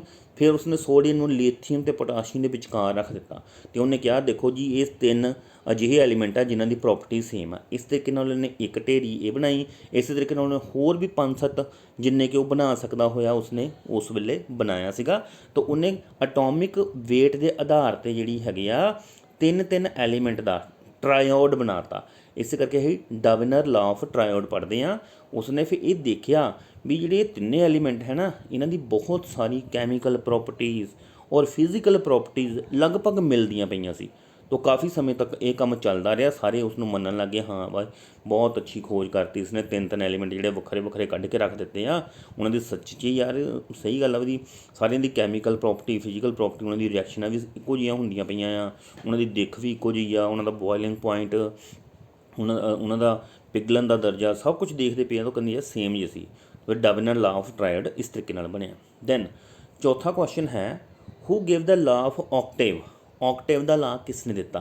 तो ऑक्टेव का लॉ असीं बेटा शायद 10वीं च पढ़िया है अष्टक रूल जां है ऑक्टेक रूल असीं बोल देंगे इत्थे English the law of octave was given by an English chemist John Alexander Newland. John Alexander ਤੋਂ ਆਪਾਂ ਕੀ ਯਾਦ ਰੱਖਾਂਗੇ, ਅਲੈਗਜ਼ੈਂਡਰ ਨੇ 1865 ਦੇ ਵਿੱਚ ਇਹ ਆਕਟੇਵ ਦਾ ਰੂਲ ਦਿੱਤਾ। ਆਕਟੇਵ ਦਾ ਰੂਲ ਦਾ ਸੀਗਾ ਕਿ ਹੁਣ ਦਾ ਪੀਰੀਓਡਿਕ ਟੇਬਲ ਤਾਂ ਅਸੀਂ ਦੇਖਦੇ ਹਾਂ ਅਸੀਂ 18 ਗਰੁੱਪ ਬਣਾ ਛੜੇ, ਠੀਕ ਹੈ ਨਹੀਂ, ਪਰ ਉਸ ਵੇਲੇ ਇੰਨੇ ਐਲੀਮੈਂਟ ਹੀ ਨਹੀਂ ਸੀਗੇ ਜਿਹਦੇ ਵਿੱਚ ਐਡਾ ਵੱਡਾ ਪੀਰੀਓਡਿਕ ਟੇਬਲ ਬਣਾਉਣ ਦੀ ਲੋੜ ਹੀ ਨਹੀਂ ਸੀਗੀ। ਉਸ ਵੇਲੇ ਤਾਂ ਉਹਨਾਂ ਨੇ ਵਿਚਾਰਿਆਂ ਨੇ ਬਹੁਤ ਛੋਟਾ ਜਿਹਾ ਪੀਰੀਓਡਿਕ ਟੇਬਲ ਬਣਾਇਆ ਸੀ ਜਿਹਦੇ ਵਿੱਚ ਇੱਕ ਲਾਈਨ 'ਚ ਸਿਰਫ 8 ਐਲੀਮੈਂਟ ਲਗਾਏ ਸੀਗੇ, ਅਤੇ 8 ਐਲੀਮੈਂਟ ਦਾ ਤੁਸੀਂ ਖੁਦ ਸੋਚੋ, ਉੱਪਰ ਵੀ 8 ਐਲੀਮੈਂਟ, ਉਹਨਾਂ ਦੇ ਨੀਚੇ ਵੀ ਐਲੀਮੈਂਟ। 8 ਤੋਂ ਬਾਅਦ ਜਿਹੜਾ 9ਵਾਂ ਐਲੀਮੈਂਟ ਸੀ ਉਹ ਫਿਰ ਪਹਿਲੇ ਦੇ ਥੱਲੇ ਆ ਜਾਂਦਾ ਸੀਗਾ, ਫਿਰ 9 10 11 12 13 ਕਰਦੇ ਹੋਏ 16, 17ਵਾਂ ਐਲੀਮੈਂਟ ਉਹ ਫਿਰ ਉਹ ਪਹਿਲੀ ਲਾਈਨ ਦੇ ਵਿਚਕਾਰ ਨੀਚੇ ਆ ਜਾਂਦਾ ਸੀਗਾ। ਇਸ ਤਰੀਕੇ ਨਾਲ ਇਹ ਲਾ ਆਫ ਆਕਟੇਵ ਸੀਗਾ, ਅਤੇ ਲਾ ਆਫ ਆਕਟੇਵ ਨੇ ਜਿਹੜਾ ਉਹ ਅਲੈਗਜ਼ੈਂਡਰ ਨਿਊਲੈਂਡ ਨੇ ਦਿੱਤਾ ਸੀਗਾ 1865 ਇਸ ਵਿੱਚ। ਇੱਕ ਨੰਬਰ ਦਾ ਕੁਐਸਚਨ ਬਣੇਗਾ, ਆ ਸਕਦਾ ਇਸ 'ਚੋਂ ਆਬਜੈਕਟਿਵ ਵਾਲਾ। ਦੈਨ ਵਟ ਇਜ਼ ਦਾ ਲਾ ਆਫ ਆਕਟੇਵ, ਜਿਹੜਾ ਲਾ ਆਫ ਆਕਟੇਵ ਸੀਗਾ ਹੈ ਕੀ ਸੀਗਾ? The law of octave is the arrangement of element in increasing order of their atomic weight. In this, every eighth element has properties similar to the first element. ਉਹ ਕਹਿੰਦਾ ਕਿ ਇੱਕ ਅਜਿਹਾ ਆਕਟੇਵ ਦਾ ਲਾ ਸੀਗਾ ਜਿਹਦੇ ਵਿੱਚ ਐਲੀਮੈਂਟ ਨੂੰ ਜਦੋਂ ਅਰੇਂਜ ਕੀਤਾ ਉਹਨਾਂ ਦੇ ਅਟੋਮਿਕ ਵੇਟ ਦੇ ਵੱਧਦੇ ਕ੍ਰਮ ਦੇ ਅਨੁਸਾਰ, ਪਹਿਲਾਂ 1 ਨੰਬਰ ਅਟੋਮਿਕ ਵੇਟ ਵਾਲਾ ਐਲੀਮੈਂਟ ਲਗਾਇਆ, ਫਿਰ 2 ਵਾਲਾ, 3 ਵਾਲਾ, 4 ਵਾਲਾ, 5 ਵਾਲਾ, 8 ਐਲੀਮੈਂਟ ਲਗਾਉਣ ਤੋਂ ਬਾਅਦ ਉਹ ਕਹਿੰਦੇ ਜਦੋਂ 9ਵਾਂ ਐਲੀਮੈਂਟ ਲਗਾਉਣ ਲੱਗਾ ਅਤੇ ਉਹਦੇ ਪ੍ਰੋਪਰਟੀਜ਼ ਪਹਿਲੇ ਐਲੀਮੈਂਟ ਵਰਗੀਆਂ ਮਿਲੀਆਂ, ਉਹਨੂੰ 1 ਦੇ ਨੀਚੇ ਰੱਖ ਦਿੱਤਾ ਗਿਆ। ਤਾਂ ਇਸ ਤਰੀਕੇ ਨਾਲ ਹਰ 8 ਐਲੀਮੈਂਟ ਤੋਂ ਬਾਅਦ ਜਿਹੜਾ ਐਲੀਮੈਂਟ ਸੀਗਾ ਉਹ ਆਪਣੀ ਪ੍ਰੋਪਰਟੀਜ਼ ਰਿਪੀਟ ਕਰ ਰਿਹਾ ਸੀ, ਪਹਿਲੇ 'ਤੇ ਆ ਜਾਂਦਾ ਸੀ। ਇਸ ਕਰਕੇ ਇਸ ਨੂੰ ਅਸੀਂ ਨਾਮ ਰੱਖਿਆ ਸੀ ਲਾ ਆਫ ਆਕਟੇਵ। ਓਕੇ, ਦੈਨ ਅਗਲਾ ਕੁਐਸਚਨ ਹੈ ਸਟੇਟ ਮੈਂਡਲੀਵ ਪੀਰੀਓਡਿਕ ਲਾ। ਮੈਂਡਲੀਵ ਨੂੰ ਫਾਦਰ ਆਫ ਪੀਰੀਓਡਿਕ ਟੇਬਲ ਵੀ ਕਹਿੰਦੇ ਆ। ਉਹਨੇ ਪੀਰੀਓਡਿਕ ਟੇਬਲ ਜਿਹੜਾ ਹੈਗਾ ਉਸ ਦਾ ਆਵਿਸ਼ਕਾਰ ਕੀਤਾ। ਮੈਂਡਲੀਵ ਨੇ ਪੀਰੀਓਡਿਕ ਟੇਬਲ ਬਣਾਉਣਾ ਸ਼ੁਰੂ ਕਰ ਦਿੱਤਾ ਸੀਗਾ। ਤੋ ਮੈਂਡਲੀਵ ਪੀਰੀਓਡਿਕ ਲਾ ਕੀ ਸੀਗਾ? Mendeleev's periodic law state that properties of elements are periodic function of their atomic weight. ਬੇਟਾ ਇੱਥੇ ਵਰਡ ਯਾਦ ਰੱਖਣ ਵਾਲਾ ਹੈ ਅਟੋਮਿਕ ਵੇਟ। ਓਕੇ, ਅੱਜ ਦਾ ਜਿਹੜਾ ਪੀਰੀਓਡਿਕ ਟੇਬਲ ਹੈ ਨਾ, ਉੱਥੇ ਵਰਡ ਯਾਦ ਰੱਖਣ ਵਾਲਾ ਹੈ ਅਟੋਮਿਕ ਨੰਬਰ। ਉਹ ਅਟੋਮਿਕ ਨੰਬਰ ਦੇ ਆਧਾਰ 'ਤੇ ਹੈ। ਚਲੋ ਜਦੋਂ ਅਸੀਂ ਅੱਜ ਦੇ ਪੀਰੀਓਡਿਕ ਟੇਬਲ 'ਤੇ ਜਾਵਾਂਗੇ ਉਸ ਵੇਲੇ ਗੱਲ ਕਰਾਂਗੇ। ਫਿਲਹਾਲ ਉਸ ਸਮੇਂ ਮੈਂਡਲੀਵ ਦਾ ਜੋ ਪੀਰੀਓਡਿਕ ਟੇਬਲ ਸੀਗਾ ਉਹ ਕਹਿ ਰਿਹਾ ਕਿ ਜਿਹੜੇ ਐਲੀਮੈਂਟਸ ਹੈ ਉਹ periodic function of their atomic weight ਵੀ। ਉਹ ਕਹਿੰਦਾ ਉਸਨੇ ਦੇਖਿਆ, ਕਹਿੰਦਾ ਜਿਹੜੇ ਐਲੀਮੈਂਟਸ ਹੈ ਨਾ ਉਹਨਾਂ ਦੇ ਅਸੀਂ ਅਗਰ ਅਟੋਮਿਕ ਵੇਟ ਦੇਖੀਏ ਤਾਂ ਉਹ 8 ਐਲੀਮੈਂਟ ਤੋਂ ਬਾਅਦ ਆਪਣਾ ਅਟੋਮਿਕ ਵੇਟ ਰਿਪੀਟ ਕਰ ਰਿਹਾ ਆ, ਰਿਪੀਟ ਕਰ ਰਿਹਾ। ਅਟੋਮਿਕ ਵੇਟ ਦੇ ਨਾਲ ਉਹਨਾਂ ਦੀ ਪ੍ਰੋਪਰਟੀਜ਼ ਜਿਹੜੀਆਂ ਨਾ ਲਗਭਗ ਰਿਪੀਟ ਹੋ ਰਹੀਆਂ ਬਾਰ-ਬਾਰ। ਮੈਂ ਗੱਲ ਪਹਿਲਾਂ ਵੀ ਇਹ ਕਰ ਚੁੱਕਾ ਕਿ ਪਹਿਲਾਂ 8 ਐਲੀਮੈਂਟ ਲਗਾਏ। ਪੀਰੀਓਡਿਕ ਫੰਕਸ਼ਨ ਦਾ ਮਤਲਬ ਹੁੰਦਾ ਬਾਰ-ਬਾਰ ਰਿਪੀਟ ਹੋਣਾ। ਤੋ ਐਲੀਮੈਂਟਸ ਦੀ ਜਿਹੜੀ ਪ੍ਰੋਪਰਟੀਜ਼ ਹੈ ਨਾ ਉਹ ਕਹਿੰਦੇ ਬਾਰ-ਬਾਰ ਇੱਕੋ ਜਿਹੀਆਂ ਆ ਰਹੀਆਂ ਆ। ਹਰ 8ਵੇਂ ਐਲੀਮੈਂਟ ਤੋਂ ਬਾਅਦ ਪਹਿਲੇ ਐਲੀਮੈਂਟ ਵਰਗੇ ਪ੍ਰੋਪਰਟੀਜ਼ ਆ ਰਹੀਆਂ ਆ। ਇਸ ਨੂੰ ਮੈਂਡਲੀਵ ਪੀਰੀਓਡਿਕ ਲਾ ਕਿਹਾ ਜਾਂਦਾ ਸੀ। Mendeleev periodic law states that properties of elements are periodic function of their atomic weight. Then modern periodic law and present periodic form of periodic table, इन्हों के अंदर अभी डिफरेंस देखने वाले क्वेश्चन है कुछ। तो 9th question, who gave modern periodic law. Modern periodic law किसने दिता है जी? वो अज का पीरियोडिक ला है उसने सब तो पहला आविष्कार किसने किया? Moseley, MOSELY। तो modern periodic law is given by Moseley. तो ancient periodic law is given by Mendeleev. Okay, then state modern periodic law, जिमें असी पुराना पीरियोडिक टेबल नूं कहा सीगा कि वो मैंडलीव ने दिता ही अटोमिक वेट के आधार पर। इस तरीके नाल मॉडर्न पीरियोडिक ला की कह रहा? Modern periodic law states that physical and chemical property of elements are periodic function of their atomic number. Okay, सारी लाइन सेम है, सिर्फ उत्थे अटोमिक वेट की जगह इत्थे अटोमिक नंबर आ गया। तो अटोमिक वेट की होया करदा? अटोमिक वेट हुंदा किसी एटम के न्यूक्लीयस के अंदर जिहड़े प्रोटॉन अते न्यूट्रॉन हन उन्हां नूं प्लस कर दो। प्रोटॉन एंड न्यूट्रॉन किसी एटम के न्यूक्लीयस के अंदर प्रोटॉन एंड न्यूट्रॉन नूं प्लस करो, वो है atomic wait. But atomic number की हुंदा? सिर्फ किसी एटम दे विच सिर्फ प्रोटॉनां की संख्या नूं असी अटोमिक नंबर कहने आ। ਕਿਸੇ ਐਟਮ 'ਚ ਜਿੰਨੇ ਪ੍ਰੋਟਾਨ ਹੋਇਆ ਕਰਦੇ ਨੇ ਉਨੇ ਹੀ ਇਲੈਕਟ੍ਰੋਨ ਵੀ ਹੋਇਆ ਕਰਦੇ ਨੇ। ਇਸ ਕਰਕੇ ਅਸੀਂ ਇਹ ਕਹਿ ਸਕਦੇ ਹਾਂ ਕਿ ਕਿਸੇ ਐਟਮ ਵਿੱਚ ਚਾਹੇ ਇਲੈਕਟ੍ਰੋਨਾਂ ਦੀ ਗਿਣਤੀ ਗਿਣ ਲਓ ਜਾਂ ਫਿਰ ਪ੍ਰੋਟਾਨਾਂ ਦੀ ਗਿਣਤੀ ਗਿਣ ਲਓ ਅਤੇ ਉਸ ਨੂੰ ਐਟੋਮਿਕ ਨੰਬਰ ਕਹਿ ਦਿਓ। ਠੀਕ ਹੈ ਜੀ। ਤਾਂ ਮਾਡਰਨ ਪੀਰੀਓਡਿਕ ਲਾ ਜਿਹੜਾ ਸੀਗਾ ਉਹ ਕਹਿ ਰਿਹਾ ਸੀ ਕਿ ਇਹ ਜਿੰਨੀਆਂ ਵੀ ਫਿਜ਼ੀਕਲ ਅਤੇ ਕੈਮੀਕਲ ਪ੍ਰੋਪਰਟੀ ਆਫ ਐਲੀਮੈਂਟ ਹੈ ਨਾ ਉਹ ਪੀਰੀਓਡਿਕ ਫੰਕਸ਼ਨ ਹੈ of their atomic number. Okay, तो 11वां क्वेश्चन है what is the basic difference in approach between Mendeleev periodic law and modern periodic law. इन्होंने जो मेन डिफरेंस की है तो असी पढ़ ही लिया। तो जो मैंडली पीरियोडिक ला सीगा that is based on atomic weight and modern periodic law is based on atomic number. ठीक है जी। अपनी लाइन बना के तुसी एक लाइन च सेंटेंस च इसनूं आंसर दे सकते हो अगर समझ लग गया तुहानूं। दैन अगला 12वां क्वेश्चन है what is periodicity. Periodicity English dictionary का वर्ड है तो यदा मतलब हुंदा है रिपीट होना। पीरियोडिसिटी बार बार रिपीट होना। ठीक है ना, एक इक्को काम बार बार थोड़े समय बाद रिपीट होना। जिमें असी रात नूं सोने हाँ, सवेरे उठते हाँ, दिन काज दे काम काज करते हाँ, फिर रात नूं सोने हाँ, फिर सवेरे उठते हाँ, दिन काज दे काम करते हैं, रात नूं फिर सोने। तो एक समय बाद समय समय ते असीं उही काम बार बार रिपीट करी जा रहे हैं। इस तरीके नाल पीरियोडिसिटी का मतलब हुंदा कि बार बार रैपीटेशन। तो periodicity is the recurrence of similar property. कहते पीरियोडिसिटी का मतलब हैगा कि बार बार सेम प्रॉपर्टी रिपीट होई जाना। Recurrence of similar property of element after certain regular intervals when they are arranged in increasing order of their atomic number। तो periodicity नूं एक सेंटेंस बना के ये लिख दिता कि पीरियोडिसिटी का मतलब ये आ कि कुछ एलीमेंट्स दी जिहड़ी कुछ प्रॉपर्टीज़ है कुछ समय बाद बार बार रिपीट होना उन्हां दे एटॉमिक नंबर नूं देखदे होए इस नूं असीं बोलता कि वो पीरियोडिसिटी है। 13वां question what is the cause of periodicity in properties of element. Important question है कि अगर ये पीरियोडिसिटी नूं तो समझ लिया सी पर कहते पीरियोडिसिटी हो क्यों रही है, ये बार बार इस तरह क्यों हो रहा है कि हर 8वें एलीमेंट तो बाद जिहड़ा 9वां एलीमेंट पीरियोडिक टेबल 'च आ रहा उहदी प्रॉपर्टीज़ पहले एलीमेंट वर्गियां क्यों बन रही हैं। तो ये कह रही है the cause of periodicity in properties of element is the repetition of similar electronic configuration of atoms in their valence shell। it occurs after regular intervals।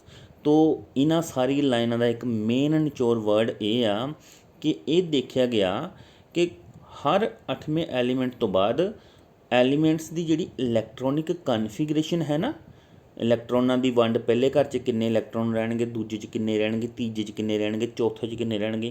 तो असीं ये देखते हैं कि हर 8 एलीमेंट नूं फिल करन तो बाद जिहड़ा 9वां एलीमेंट है ना उहदे बाहरी घर विच मान लो एक इलैक्ट्रॉन आना तो एक इलैक्ट्रॉन वाला सानूं एक ग्रुप च रखना पेगा, 2 वाला 2 च, 3 वाला 3 च। तो बाहरी इलैक्ट्रॉनां दी हिसाब दे नाल असीं उसनूं उस ग्रुप च रख दिंदे हैं किसी एलीमेंट नूं। तो आपां की फाइनली ये की कनकलूजन कढ़िया भी काज ऑफ पीरियोडिसिटी की है। तो काज ऑफ पीरियोडिसिटी का मतलब है पीरियोडिसिटी इस करके हो रही है क्योंकि एलीमेंट्स के अंदर बार बार कुछ समय बाद उन्होंने इलैक्ट्रॉनिक कन्फिगरेशन सेम आ रही है। मतलब कि जिन्हां एलीमेंट्स के बाहरली घर में 4 इलैक्ट्रॉन सी उन्होंने एक जगह पर रखता, जिन्हां दे 1 सी वो एक जगह रखता, जिन्हां दे 8 सीगे वो एक जगह रखता। तो इस तरीके नाल इलैक्ट्रॉनिक कन्फिगरेशन बार बार रिपीट हो रही आ उस इस करके जिहड़ी आ कि वो एलीमेंट्स जिहड़े हैगे बार बार जिहड़ा रैपीटेशन उन्हां दी हो रही आ। दैन तो क्वेश्चन नंबर 15 है what are magic number. Magic number जादू के अंक की आ, वैसे तो लिखा पाया 2 8 8 18 18 32। ਇਹਦਾ मतलब ये हो गया बेटा कि अगर असी पीरियोडिक टेबल नूं ध्यान नाल देखीए, तुसी अपनी किताबां 'च किसी भी जगह ते पीरियोडिक टेबल नूं देखो तो सब तो उपर सानू जिहड़ी लाइन मिलेगी ना, क्योंकि मैं तुहानूं बोलिया सी 7 पीरियड हुंदे आ, लेटवीआं लाइनां जिहड़ियां ना 7 होया करदियां आ। ते ये 7 लाइनां दे विचकार असी एलीमेंट गिनने आ भी पहली लाइन च किन्ने आ। तो पहली लाइन च सिर्फ हाइड्रोजन सब तो पहला और लास्ट 18वें ग्रुप च बैठा होया हीलीयम, यानी कि पहली लाइन च सिर्फ 2 एलीमेंट आ।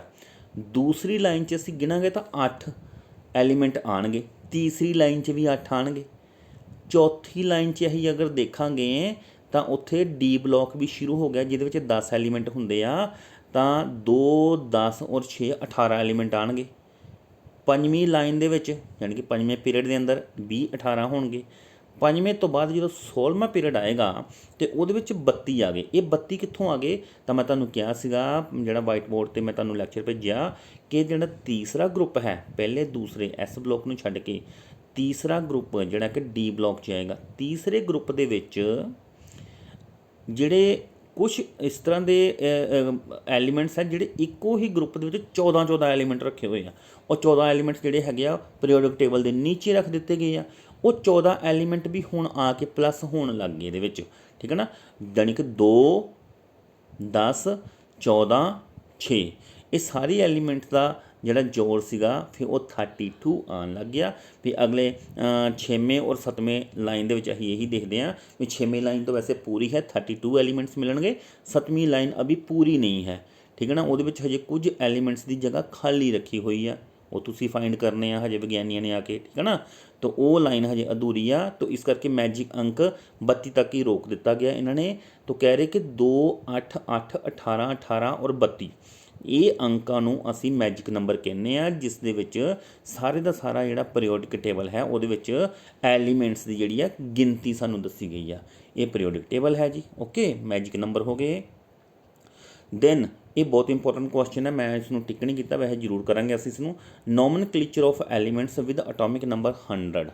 ਕਹਿੰਦੇ ਕਿ 100 ਜਾਂ 100 ਤੋਂ ਵੱਧ ਨੰਬਰ ਵਾਲੇ ਜਿਹੜੇ ਐਲੀਮੈਂਟ ਆ ਜਾਂਦੇ ਆ ਨਾ, ਉਹਨਾਂ ਦਾ ਨਾਮਕਰਨ ਕਿਵੇਂ ਕਰਨਾ, ਉਹਨਾਂ ਦੇ ਨਾਮ ਕਿਵੇਂ ਰੱਖੇ ਗਏ ਆ। ਤੋ ਇਹਨਾਂ ਨੂੰ ਨਾਮਕਰਨ ਕਰਨ ਦੇ ਲਈ ਸਾਨੂੰ ਇੱਕ ਚਾਰਟ ਦੇਖਣਾ ਪਏਗਾ। ਉਸ ਚਾਰਟ ਦੇ ਵਿੱਚ ਸਾਨੂੰ ਸਾਰਾ ਸਮਝ ਲੱਗ ਜਾਏਗਾ। ਤਾਂ ਚਾਰਟ ਇਹ ਵਾਲਾ ਹੈ, give the various notations for IUPAC nomenclature of elements. Very important question ਹੈ, ਸਤਾਰਵਾਂ, ਧਿਆਨ ਨਾਲ ਸੁਣੋ। ਤੋ ਕਹਿ ਰਹੇ ਆ ਕਿ ਅਗਰ ਅਸੀਂ ਇਸ ਚਾਰਟ ਦੇ ਅੰਦਰ ਇੱਕ ਜਿਹੜਾ ਚਾਰਟ ਗ੍ਰਾਫ ਬਣਾਇਆ, ਇਸ ਵਿੱਚ 0 ਨੂੰ ਨਿਲ ਕਹਿਣਾ ਸ਼ੁਰੂ ਕਰ ਦਿੱਤਾ। 0 ਨੂੰ ਨਿਲ, 1 ਨੂੰ ਅਨ UN, 2 ਨੂੰ ਬਾਈ BI, 3 ਨੂੰ ਟਰਾਈ TRI, 4 ਨੂੰ ਕੁਆਡ QUAD ਕੁਆਡ। ਓਕੇ, 4 ਤੋਂ ਬਾਅਦ 5 ਨੂੰ ਕੀ ਕਹਿਣਾ ਕੀਤਾ? ਪੈਂਟ। 6 ਨੂੰ ਹੈਗਜ਼, 7 ਨੂੰ ਸੈਪਟ SEPT, 8 ਨੂੰ ਔਕਟ, 9 ਨੂੰ ENNN ਬੋਲਤਾ, ਠੀਕ ਹੈ ਨਾ। ਤੋ ਮਤਲਬ ਇਹ 0 ਤੋਂ ਲੈ ਕੇ 9 ਤੱਕ ਦੇ ਜਿਹੜੇ ਡਿਜਿਟ ਹੈਗੇ ਆ, ਇਹਨਾਂ ਦੇ ਨਾਲ ਦੁਨੀਆ ਦੇ ਸਾਰੇ ਅਕਸ਼ਰ ਅੰਕ ਲਿਖੇ ਜਾ ਸਕਦੇ ਆ। ਤੋ 0 ਤੋਂ ਲੈ ਕੇ 9 ਤੱਕ ਅੰਕਾਂ ਦਾ ਇਹਨਾਂ ਨੇ ਤੁਹਾਨੂੰ ਐਬਰੀਵੇਸ਼ਨ ਦੱਸਦੀ ਵੀ ਇਸ ਤਰੀਕੇ ਨਾਲ। ਇਹਨੂੰ 5 ਨੂੰ ਪੈਂਟ ਕਹਿਣਾ, 6 ਨੂੰ ਹੈਗਜ਼ ਕਹਿਣਾ, 0 ਨੂੰ ਨਿਲ ਕਹਿਣਾ, 1 ਨੂੰ ਅਨ ਕਹਿਣਾ, 2 ਨੂੰ ਬਾਈ ਕਹਿਣਾ। ਇਹ ਸਾਨੂੰ ਯਾਦ ਕਰਨਾ ਪਏਗਾ। ਇਹ 0 ਤੋਂ ਲੈ ਕੇ 9 ਤੱਕ ਜਿਹੜੇ ਸਾਨੂੰ ਨੇਮ ਯਾਦ ਹੋ ਜਾਣਗੇ। ਓਕੇ, ਜਦੋਂ ਨੇਮ ਯਾਦ ਹੋ ਗਏ ਫਿਰ ਅਸੀਂ ਇਹ ਪੂਰਾ ਨੇਮ ਨਿਲ, ਅਨ, ਬਾਈ, ਟਰਾਈ, ਇਹ ਵੱਡਾ ਨਾਮ ਆ, ਇਸ ਨੂੰ ਛੋਟਾ ਐਬਰੀਵੇਸ਼ਨ ਦਿੱਤਾ। ਛੋਟਾ ਐਬਰੀਵੇਸ਼ਨ ਮਤਲਬ ਕਿ ਛੋਟਾ ਨਾਮ ਕੀ ਹੋਏਗਾ? Nil NI। 0 ਨੂੰ ਨਿਲ ਕਹਾਂਗੇ ਤਾਂ N ਦੇ ਨਾਲ ਲਿਖ ਦਾਂਗੇ। ਕਹਿੰਦਾ NIL ਲਿਖਣ ਦੀ ਲੋੜ ਨਹੀਂ ਆ, ਕੱਲਾ N ਲਿਖ ਦਿਓ। ਤਾਂ N ਦਾ ਮਤਲਬ ਹੈ 0। 1 ਦਾ ਮਤਲਬ UN ਅਨ ਹੈ, ਤਾਂ UN ਲਿਖਣ ਦੀ ਲੋੜ ਨਹੀਂ ਆ, ਅਸੀਂ ਇਕੱਲਾ U ਲਿਖ ਦਾਂਗੇ, ਉਹਦਾ ਮਤਲਬ ਹੋਏਗਾ 1। ਫਿਰ ਇਸੇ ਤਰੀਕੇ ਨਾਲ 2 ਦਾ B, 3 ਦਾ T, 4 ਦਾ Q, 5 ਦਾ P, 6 ਦਾ H, 7 ਦਾ S, 8 ਦਾ O ਅਤੇ 9 ਦਾ E। ਇੰਨਾ ਵੀ ਯਾਦ ਹੋ ਜਾਏਗਾ ਸਾਨੂੰ। ਹੁਣ ਇੰਨਾ ਯਾਦ ਹੋ ਗਿਆ ਤਾਂ ਹੁਣ ਅਸੀਂ ਕੋਈ ਅੰਕ ਬਣਾਉਂਦੇ ਆ। ਇਹ ਕਿਹੜੇ ਅੰਕ ਬਣਾਉਂਦੇ ਆ? ਜਿਹੜੇ ਅਸੀਂ ਐਲੀਮੈਂਟਸ ਦਾ ਐਟੋਮਿਕ ਨੰਬਰ ਆ, ਠੀਕ ਹੈ ਨਾ। ਤੋ ਮੰਨ ਲਓ 112 ਨੰਬਰ ਵਾਲੇ ਐਲੀਮੈਂਟ ਦਾ 112 ਦੀ ਬਜਾਏ ਇੱਥੇ ਜਿਹੜੇ ਲਿਖਿਆ ਸੀ ਉਹੀ ਕਰ ਲੈਂਦੇ ਆ। 122 127 135 149 150 ਇਹ ਕੁਛ ਐਲੀਮੈਂਟਸ ਆ ਜਿਹੜੇ ਕਿ ਹਜੇ ਤੱਕ ਖੋਜੇ ਨਹੀਂ ਗਏ। ਤਾਂ ਮੰਨ ਲਓ ਕਿ ਕਦੀ ਖੋਜੇ ਜਾਣਗੇ, ਜੇਕਰ ਖੋਜੇ ਜਾਣਗੇ ਉਹਨਾਂ ਦਾ ਨਾਮ ਕੀ ਹੋਏਗਾ, ਠੀਕ ਹੈ ਨਾ। ਤਾਂ ਨਾਮ ਕੀ ਹੋਏਗਾ? ਇਸ ਚਾਰਟ ਤੋਂ ਅਸੀਂ ਉਸ ਨੂੰ ਲੱਭ ਲਿਆ। ਤਾਂ ਜਿਵੇਂ ਕਿ 122 ਬਾਰੇ ਇਹਨਾਂ ਨੇ ਗੱਲ ਕੀਤੀ ਆ, ਤਾਂ 122 ਬਾਰੇ ਅੰਕ ਕਿਹੜੇ ਕਿਹੜੇ ਇਹਦੇ ਵਿੱਚ ਆਏ? 1 2 2। ਅਤੇ 1 ਨੂੰ ਕੀ ਕਹਿੰਦੇ ਸੀਗੇ? ਅਸੀਂ ਉੱਤੇ ਦੇਖਦੇ ਹਾਂ। 1 ਨੂੰ ਕਹਿੰਦੇ ਸੀ ਅਨ, UN ਅਨ, ਅਤੇ 2 ਨੂੰ ਕਹਿੰਦੇ ਸੀ BI ਬਾਈ, ਠੀਕ ਹੈ ਨਾ। ਅਤੇ ਅਸੀਂ ਇਹਦਾ ਨੇਮ ਕੀ ਬਣੇਗਾ? 1 ਦੀ ਬਜਾਏ UN ਅਨ, ਬਾਈ ਬਾਈ। ਦੇਖੋ ਅਨ ਬਾਈ ਬਾਈ, ਅੱਗੇ ਨਾਲ ਲਾਸਟ 'ਤੇ UM ਲਗਾਤਾ, UM ਲਗਾਤਾ ਨਾ, ਯਾਨੀ ਕਿ ਕੰਪਲੀਟ IM ਲਗਾਤਾ, IUM। अनबीबियम, अनबीबियम, ठीक है ना। 122 का मतलब बनाता अनबीबियम। अनबीबियम का मतलब ये हो गया बेटा कि इत्थे जिहड़े IUM लगणगे ना, ये सारे 100 तो वध जिहड़े एलीमेंट्स हैगे आ उन्हां दे लास्ट ते IUM जरूर लगेगा। IUM का मतलब हुंदा पॉजिटिव एलीमेंट्स। पॉजिटिव एलीमेंट्स मतलब जिहड़ा कि आयन बनावे तो पॉजिटिव आयन सानूं दवे उन्होंने असी IUM इम दे नाल लिखते हैं। जानी कि सारे के सारे 100 तो उत्ते जिहड़े एलीमेंट्स होणगे वो इम पॉजिटिव आयन बनाणगे, इलैक्ट्रॉन जिहड़े लूज कर सकणगे। लूज क्यों कर सकणगे? जिन्ना एलीमेंट का साइज़ बड़ा हुंदा आ वो अपने बाहरी घर चों इलैक्ट्रॉन गवा सकते आ, वो पॉजिटिव आयन बना सकते आ, इस करके उन्होंने IUM करके लिखना है। तो 127 का देखो पढ़ते हैं। एक का हो गया UN अन, 2 का हो गया BI बाई, 7 का सीगा सेप्ट SEPT सेप्ट। सेप्ट तो बाद इम लिखता IUM, ठीक है ना। अनबाइसेप्टियम, अनबाइसेप्टियम नाम हो गया। 135 का एक का मतलब अन सीगा, 3 का मतलब ट्राई सीगा, 5 का मतलब पेंट सीगा। तो अनट्राईपेंट, अनट्राईपेंट, पेंट तो बाद IUM अपने वालों लिख देना अनट्राईसेप्ट पेंटियम, ठीक है जी। तो इस तरीके ना हो गया। नेम का तुहानूं पता लग गया, अपनी प्रैक्टिस तुसीं होर भी कर लियो किसी एलीमेंट का, ठीक है। हुणे मान लो असीं 120 का कहना, 120 का किद्दां होएगा 120, 120, 1 का हो गया अन, 2 का हो गया बाई, अन बाई, 0 का मतलब की हुंदा निल, NIL निल, लास्ट ते असीं IUM का लगा ही देना, ठीक है ना। तो 120 का की हो गया अन बाई नीलियम, ठीक है ना। अनबाइनीलियम का नाम हो जाएगा। इस तरीके नाल तुसी 100 तो उपर जिहड़े भी एलीमेंट्स हैगे आ उन्हां दा जिहड़ा नामकरण जिहड़ा बड़े अपने हिसाब नाल कर सकदे हो। तो इदां दा एक एक नंबर के क्वेश्चन जरूर पूछे जाते हैं। अच्छा बेटा ये तो हो गया नाम। ਇਹਦਾ ਸਿੰਬਲ, ਸਿੰਬਲ देखो जी ਅਸੀਂ जानते छोटा ਸਿੰਬਲ 0 ਨੂੰ ਕੱਲਾ N कहना है, 1 ਨੂੰ ਕੱਲਾ U कहना है, 2 ਨੂੰ ਕੱਲਾ B कहना है। इस तरीके नाल अगर असी 122 का ਸਿੰਬਲ देखिए तो अन बाई UBB, ठीक है ना। इम जिहड़ा हैगा ਸਿੰਬਲ ਦੇ ਵਿੱਚ नहीं आएगा, ਇਹਦੇ ਵਿੱਚ सिर्फ ਜਿਹੜੇ अक्षर ਦੇ पहले पहले अक्षर ਜਿਹੜੇ ਹੈਗੇ ਆ ਉਹ इंग्लिश के लैटर ਅਸੀਂ लगाते। UBB, UBB का मतलब हो गया 122। UBS यानी कि अनबाइसेप्टियम, अनबाइसेप्टियम हो गया 127।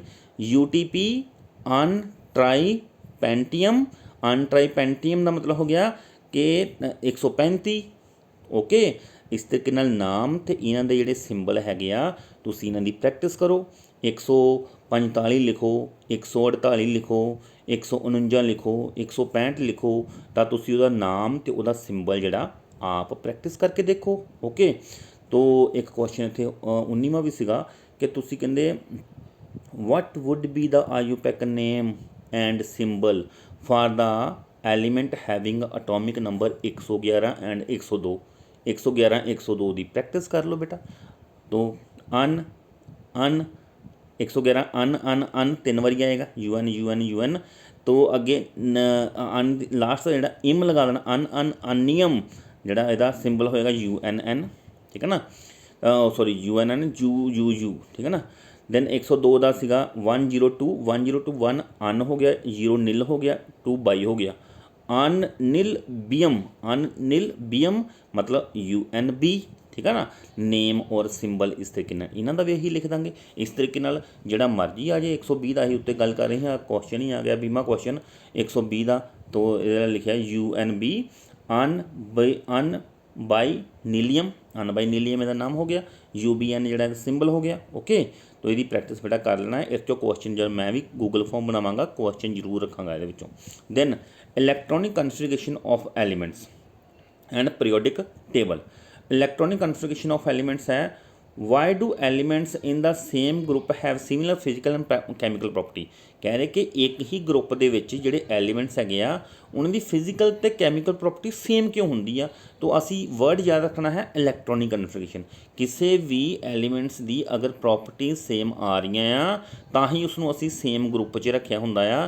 ते सेम ग्रुप दे विच हमेशा उन्हां दी इलैक्ट्रॉनिक कन्फिगरेशन सेम होया करेगी। मतलब उन्हां दे बाहरी घर विच सेम इलैक्ट्रॉन होणगे। तां ही तां अगर देखो पहला ग्रुप है, पहले ग्रुप च एलीमेंट तां ही वो पहले च रखे आ क्योंकि उन्हां दे बाहरी घर च एक इलैक्ट्रॉन आ। जिहड़ा दूसरा ग्रुप है उन्होंने असीं दूसरे ग्रुप च इस करके रखा है क्योंकि उन्होंने बाहरी घर च 2 इलैक्ट्रॉन है। ਤੀਸਰੇ ਗਰੁੱਪ ਵਿੱਚ ਅਸੀਂ ਉਹ ਐਲੀਮੈਂਟ ਤਾਂ ਹੀ ਤੀਸਰੇ 'ਚ ਰੱਖੇ ਆ ਕਿਉਂਕਿ ਉਹਨਾਂ ਦੇ ਬਾਹਰੀ ਘਰ ਵਿੱਚ 3 ਇਲੈਕਟ੍ਰੋਨ ਹੈ। ਇਸੇ ਤਰੀਕੇ ਨਾਲ ਕਰਦੇ ਕਰਦੇ ਬੇਟਾ ਅਸੀਂ 18 ਤੱਕ ਐਲੀਮੈਂਟਸ ਦੀ ਇਲੈਕਟ੍ਰੋਨਿਕ ਕਨਫਿਗਰੇਸ਼ਨ ਕਰੀ ਆ। ਇਲੈਕਟ੍ਰੋਨਿਕ ਕਨਫਿਗਰੇਸ਼ਨ ਦਾ ਵਾਈਟ ਬੋਰਡ 'ਤੇ ਇੱਕ ਮੈਂ ਲੈਕਚਰ ਬਣਾਉਣਾ ਹੈ, ਮੈਨੂੰ ਯਾਦ ਹੈ, ਤੁਹਾਨੂੰ ਜ਼ਰੂਰ ਸੈਂਡ ਕਰਾਂਗਾ। ਬਹੁਤ ਨੌਲੇਜ ਵਾਲਾ ਲੈਸਨ ਹੋਏਗਾ, ਉਹ ਬੇਟਾ ਦੇਖਣਾ। ਚਲੋ ਆਪਾਂ ਕੁਐਸਚਨ ਕਰਦੇ ਹਾਂ ਆਗੇ। तो नैक्सट क्वेश्चन असी इतने electronic configuration and types of element SPDF block. तो ये बारे क्वेश्चन है कुछ, what are S block element. Starting तो यही कर लिया सी क्वेश्चन कि S ब्लॉक एलीमेंट वो होएगा जिहदे बाहरी घर विच S ब्लॉक होएगा, और जां इदां कह लो कि S ब्लॉक एलीमेंट वो होएगा जिहदे विच लास्ट इलैक्ट्रॉन S ऑर्बिटल च आंदा होवे। जिहदा बाहरी घर बाहरी ऑर्बिटल S ब्लॉक होवे, बाहरी है और S ब्लॉक होएगा तो उस बाहरी च ही लास्ट इलैक्ट्रॉन आएगा ना। तो हर ब्लॉक का एलीमेंट उसनूं उस ब्लॉक का इस करके कहा जाता है क्योंकि वो बाहरी घर में वो ऑर्बिटल हुंदा आ ते वो लास्ट इलैक्ट्रॉन वो बाहरी घर में आंदा। जिवें S ब्लॉक नूं S ब्लॉक तां कहा जाता क्योंकि इन्हां एलीमेंट दे विच लास्ट इलैक्ट्रॉन S ऑर्बिटल च आंदा है। अगर लास्ट इलैक्ट्रॉन S ऑर्बिटल च आंदा है तो उन्होंने S ब्लॉक एलीमेंट्स कह दिंदे आ। इस तरीके ना P ब्लॉक एलीमेंट्स नूं P ब्लॉक किस करके कहते हैं, बिकॉज लास्ट इलैक्ट्रॉन P च आंदा है। ओके, तो किसी ब्लॉक का इस तरह का क्वेश्चन आ जाए कि उसनूं S ब्लॉक क्यों कहा जाता, P ब्लॉक क्यों कहा जाता, तो तुसीं यही आंसर देना है कि उन्हां दे लास्ट इलैक्ट्रॉन जिहड़ा हैगा वो उस ब्लॉक च आंदा है, इस करके उस ऑर्बिटल च इलैक्ट्रॉन आंदा आ, इस करके उसनूं बोलिया जाता उस ब्लॉक का एलीमेंट। S ब्लॉक एलीमेंट नूं S ब्लॉक किस करके कहा जाता, because last electron enter into S orbital. P block नूं P कहा जाता because last electron enter into P orbital. Okay, 24वां question, general electronic configuration S block element पहला भी कर चुके सी NS1-2 यानी कि NS1 होएगी जां NS2 होएगी। ये दो ही वेरीएशन दो ही ग्रुप होंगे आ, पहला घर तो दूजा घर। पहले घर च बाहरी घर च एक इलैक्ट्रॉन होएगा, उन्होंने सारे की इलैक्ट्रॉनिक कन्फिगरेशन NS1 होएगी। दूजे घर में उन्होंने बाहरी घर में दो इलैक्ट्रॉन होंगे, वो NS2 होएगी। Okay, then what is similar about electronic configuration lithium sodium potassium. कहते लीथियम सोडियम तो पोटाशियम ना ये इक्को ग्रुप च रखे हुए आ पहले ग्रुप के विच, ते इन्हां विच कहते सिमिलर की होएगा, इन्हां विच सिमिलर ये होएगा कि पहले ग्रुप च रखे हुए हैं तो इनके बाहरी घर च एक इलैक्ट्रॉन होएगा। देखो लिखा है they have only 1 electron in valence shell, इन्हां दे बाहरी घर च एक इलैक्ट्रॉन है, इसे करके तो इन्हों पहले ग्रुप च रखा गया है। तो give general characteristics of S block elements. S block elements they general characteristics के आ कि ये सॉफ्ट मैटल होंगे आ, लो मैल्टिंग एंड बॉइलिंग पॉइंट होंगे, मतलब सॉफ्ट इन्ने सॉफ्ट आ कि इन्हों असी एक ब्लेड नाल भी कट सकते, अजिहे मैटल जिहड़े ब्लेड नाल कट्टे जा सकते हैं। सॉफ्ट मैटल है, लो मैल्टिंग बॉइलिंग पॉइंट होएगा, ठीक है ना। तो लो आयोनाइजेशन एंथैल्पी होएगी, तो ये +1 +2 आयन लूज करके ये अपने आप को आयन बना, जां एक इलैक्ट्रॉन लूज करके +1 बनाएंगे, अगर 2 इलैक्ट्रॉन लूज करते हैं तो +2 आयन बनाएंगे। हाईली रिएक्टिव होंगे, बहुत ज़्यादा रिएक्टिव ने एलीमेंट, बड़ी तेज़ी नाल रिएक्शन करते हैं। सोडियम पोटाशियम तो पानी दे विच पाते सार अग लग जाती है, ये इन्ने ज़्यादा रिएक्टिव मैटल आइटम है। Mostly form ionic compound except beryllium, ये ज़्यादातर आयनिक कंपाउंड ही बनाएंगे। आयनिक कंपाउंड वो होंगे जिहड़े कि इलैक्ट्रॉन लूज करके जां गेन करके बनाते हैं, ये आयन लूज करके बनाते हैं, इस करके ये आयनिक कंपाउंड होंगे ने। तो S ब्लॉक एलीमेंट्स दे सानू प्रॉपर्टीज याद रहनी चाहिए थोड़ी सी। आगे है which group elements are known as alkaline earth metal. Alkaline देखो जी S ब्लॉक बेटा साढ़े को दो ही ग्रुप होंगे, पहला ग्रुप तो दूसरा ग्रुप। पहले ग्रुप नूं असी अल्कली मैटल बोलते हैं तो दूसरे नूं असी अल्कलाइन अर्थ मैटल भी बोल दिंदे हैं, ठीक है ना। तो लिखा है ये 27वां आंसर लिखा है group 2 elements are called alkaline earth metal. तो ग्रुप 1 अगला क्वेश्चन है group 1 elements are known as alkali metal. Okay, पहले नूं असी अल्कली मैटल बोलना है, दूसरे नूं अल्कलाइन अर्थ मैटल बोल देना है। P ब्लॉक एलीमेंट किहड़े हुंदे आ, तो P ब्लॉक एलीमेंट्स देखो P ब्लॉक एलीमेंट्स वो होणगे जिन्हां दे लास्ट इलैक्ट्रॉन जिहड़ा P ऑर्बिटल च आंदा होवे। सेम क्वेश्चन मैं पहलां भी गल कर चुका, P किहड़े होणगे जिन्हां विच लास्ट इलैक्ट्रॉन ਪੀ 'ਚ ਆਉਂਦਾ ਹੋਵੇ ਉਹ ਪੀ ਬਲੋਕ ਐਲੀਮੈਂਟ ਹੋਣਗੇ। 3ਵਾਂ ਕੁਐਸਚਨ, ਰਾਈਟ ਦਾ ਜਨਰਲ ਇਲੈਕਟ੍ਰੋਨਿਕ ਕਨਫਿਗਰੇਸ਼ਨ ਪੀ ਬਲੋਕ ਐਲੀਮੈਂਟਸ। ਪੀ ਬਲੋਕ ਐਲੀਮੈਂਟਸ ਦੇ ਵਿੱਚ NS2 NP126, ਠੀਕ ਹੈ ਨਾ, NS2 NP126 ਜੋ ਇਲੈਕਟ੍ਰੋਨਿਕ ਕਨਫਿਗਰੇਸ਼ਨ ਦਾ ਮੈਂ ਲੈਕਚਰ ਬਣਾਵਾਂਗਾ ਉਹਦੇ ਵਿੱਚ ਤੁਹਾਨੂੰ ਇਸ ਬਾਰੇ ਬਹੁਤ ਅੱਛੀ ਤਰੀਕੇ ਨਾਲ ਡਿਟੇਲ ਸਮਝਾ ਦਾਂਗਾ। ਇਹ NS2 NP126 ਕਿਸ ਤਰ੍ਹਾਂ ਆਇਆ, ਆਪਾਂ ਨੂੰ ਯਾਦ ਰੱਖਣੀ ਪਏਗੀ ਇਹ ਬੇਟਾ। Then what are representative elements, word ਯਾਦ ਰੱਖਣਾ ਹੈ, ਬਹੁਤ ਇੰਪੋਰਟੈਂਟ ਵਰਡ ਹੈ ਰਿਪਰਜੈਂਟੇਟਿਵ ਐਲੀਮੈਂਟਸ। तो ਜਿਹੜੇ एस ब्लॉक ਤੇ पी ब्लॉक ਦੇ ਐਲੀਮੈਂਟਸ ਹੈ ਨਾ, ਇਹਨਾਂ ਨੂੰ ਇਕੱਠੇ अगर असी कोई नाम देना है तो वो बोलना है रिप्रजेंटेटिव एलीमेंट्स। तो इन्हों असी रिप्रजेंटेटिव एलीमेंट्स बोलते हैं, इंपोर्टेंट एलीमेंट्स, ठीक है ना। ये आपस में एस वाले पी वाले नाल रिएक्शन करके बड़े इंपोर्टेंट कंपाउंड भी बनाते हैं। तो एस और पी ब्लॉक के जोड़े कलैक्टिव एलीमेंट्स है उन्होंने असी रिप्रजेंटेटिव एलीमेंट्स आखना है। General characteristics of P block elements, जिमें एस ब्लॉक के करैक्टर पढ़े, पी ब्लॉक के करैक्टर देखांगे। तो इन्हां दे विच इलैक्ट्रॉनिक कन्फिगरेशन है वो NS2 NP126 mostly form covalent compound. S वाले सीगे आयनिक कंपाउंड बनाते सी, एक कोवलेंट कंपाउंड वो हुंदे जिहड़े शेयरिंग नाल बनदे आ। उन्हें किसी ने भी इलैक्ट्रॉन गवाना नहीं, किसी ने भी इलैक्ट्रॉन प्राप्त नहीं करना। उन्हें अपना इलैक्ट्रॉन, एक एटम ने अपना इलैक्ट्रॉन अगे करना, दूसरे ने अपना इलैक्ट्रॉन अगे करना और उन्होंने हैंड शेक करके बॉन्ड बना लेना, कोई कंपाउंड बना लेना, ठीक है ना। ये नहीं कि एक एटम इलैक्ट्रॉन गवाएगा तो दूसरा उसनों प्राप्त करेगा फिर वो अंदर बॉन्ड बननगे, नहीं। एक एटम ने अपना इलैक्ट्रॉन अगे करना, दूसरे ने अपना अगे इलैक्ट्रॉन करना, दोनों ने हाथ मिला लेना तो कोई कंपाउंड बन जाना। इसनों असीं बोलते हैं कोवलेंट कंपाउंड। ओके, दे शो वेरीएबल ऑक्सीडेशन स्टेट, इन्हां दे अंदर ऑक्सीडेशन स्टेट वेरीएबल हुंदी आ। ऑक्सीडेशन स्टेट जिहड़ी हुंदी आ कि मतलब वो एक इलैक्ट्रॉन गवा के अगर 1 पॉजिटिव बनते, अगर 2 इलैक्ट्रॉन गवा देन तो वो उत्ते चार्ज 2 आ जाता। अगर एक प्राप्त कर लैन तो वो -1 आ जाता। 2 प्राप्त कर लैन इलैक्ट्रॉन -2, कोई एटम 3 इलैक्ट्रॉन प्राप्त कर ले तो उत्ते -3। तो इस तरीके नाल वेरीएबल ऑक्सीडेशन स्टेट ये एलीमेंट्स अजिहे आ पी ब्लॉक वाले जिहड़े कि इन्हां दी एक तरह की ऑक्सीडेशन स्टेट नहीं हुंदी। ये एक एलीमेंट अलग अलग फॉर्म दे विच रह सकदा है। वो एक इलैक्ट्रॉन गेन करके -1 भी बना सकता है, 2 इलैक्ट्रॉन गेन करके -2 भी बना सकता है। ओके, फिलहाल असीं समझण लई इन्नी गल समझ लैंदे। Then they include both metal and non metal. अच्छा जी, ये भी गल है कि जिहड़ा पी ब्लॉक है ना, यही एक अजिहा ब्लॉक है जिहदे विच मैटल भी हैगे आ और नॉन मैटल भी हैगे आ। नहीं तो एस ब्लॉक च सिर्फ मैटल है, डी ब्लॉक च सिर्फ मैटल है, एफ ब्लॉक च सिर्फ मैटल है। सिर्फ पी ब्लॉक अजिहा आ जिहदे विच मैटल भी हैगे आ और नॉन मैटल भी हैगे आ। Okay, then what are D block elements, जिन्हां विच लास्ट इलैक्ट्रॉन डी च जाएगा जी, वो डी ब्लॉक एलीमेंट हैगा। उन्हां दी जनरल इलैक्ट्रॉनिक कन्फिगरेशन की आ, तो N-1 D 1 to 10 NS1 2, ये वाली याद तो करनी पेगी। समझावांगा तुहानूं इलैक्ट्रॉनिक कन्फिगरेशन च इसनूं किस तरह है। Why D block elements are called transition element. Okay, पहला असी वर्ड पढ़िया सी रिप्रजेंटेटिव एलीमेंट्स, वो सीगे S block and P block के एलीमेंट्स नूं कलैक्टिवली असी रिप्रजेंटेटिव एलीमेंट्स बोलिया सीगा, बट डी ब्लॉक एलीमेंट्स नूं असी ट्रांजिशन एलीमेंट्स बोलना है।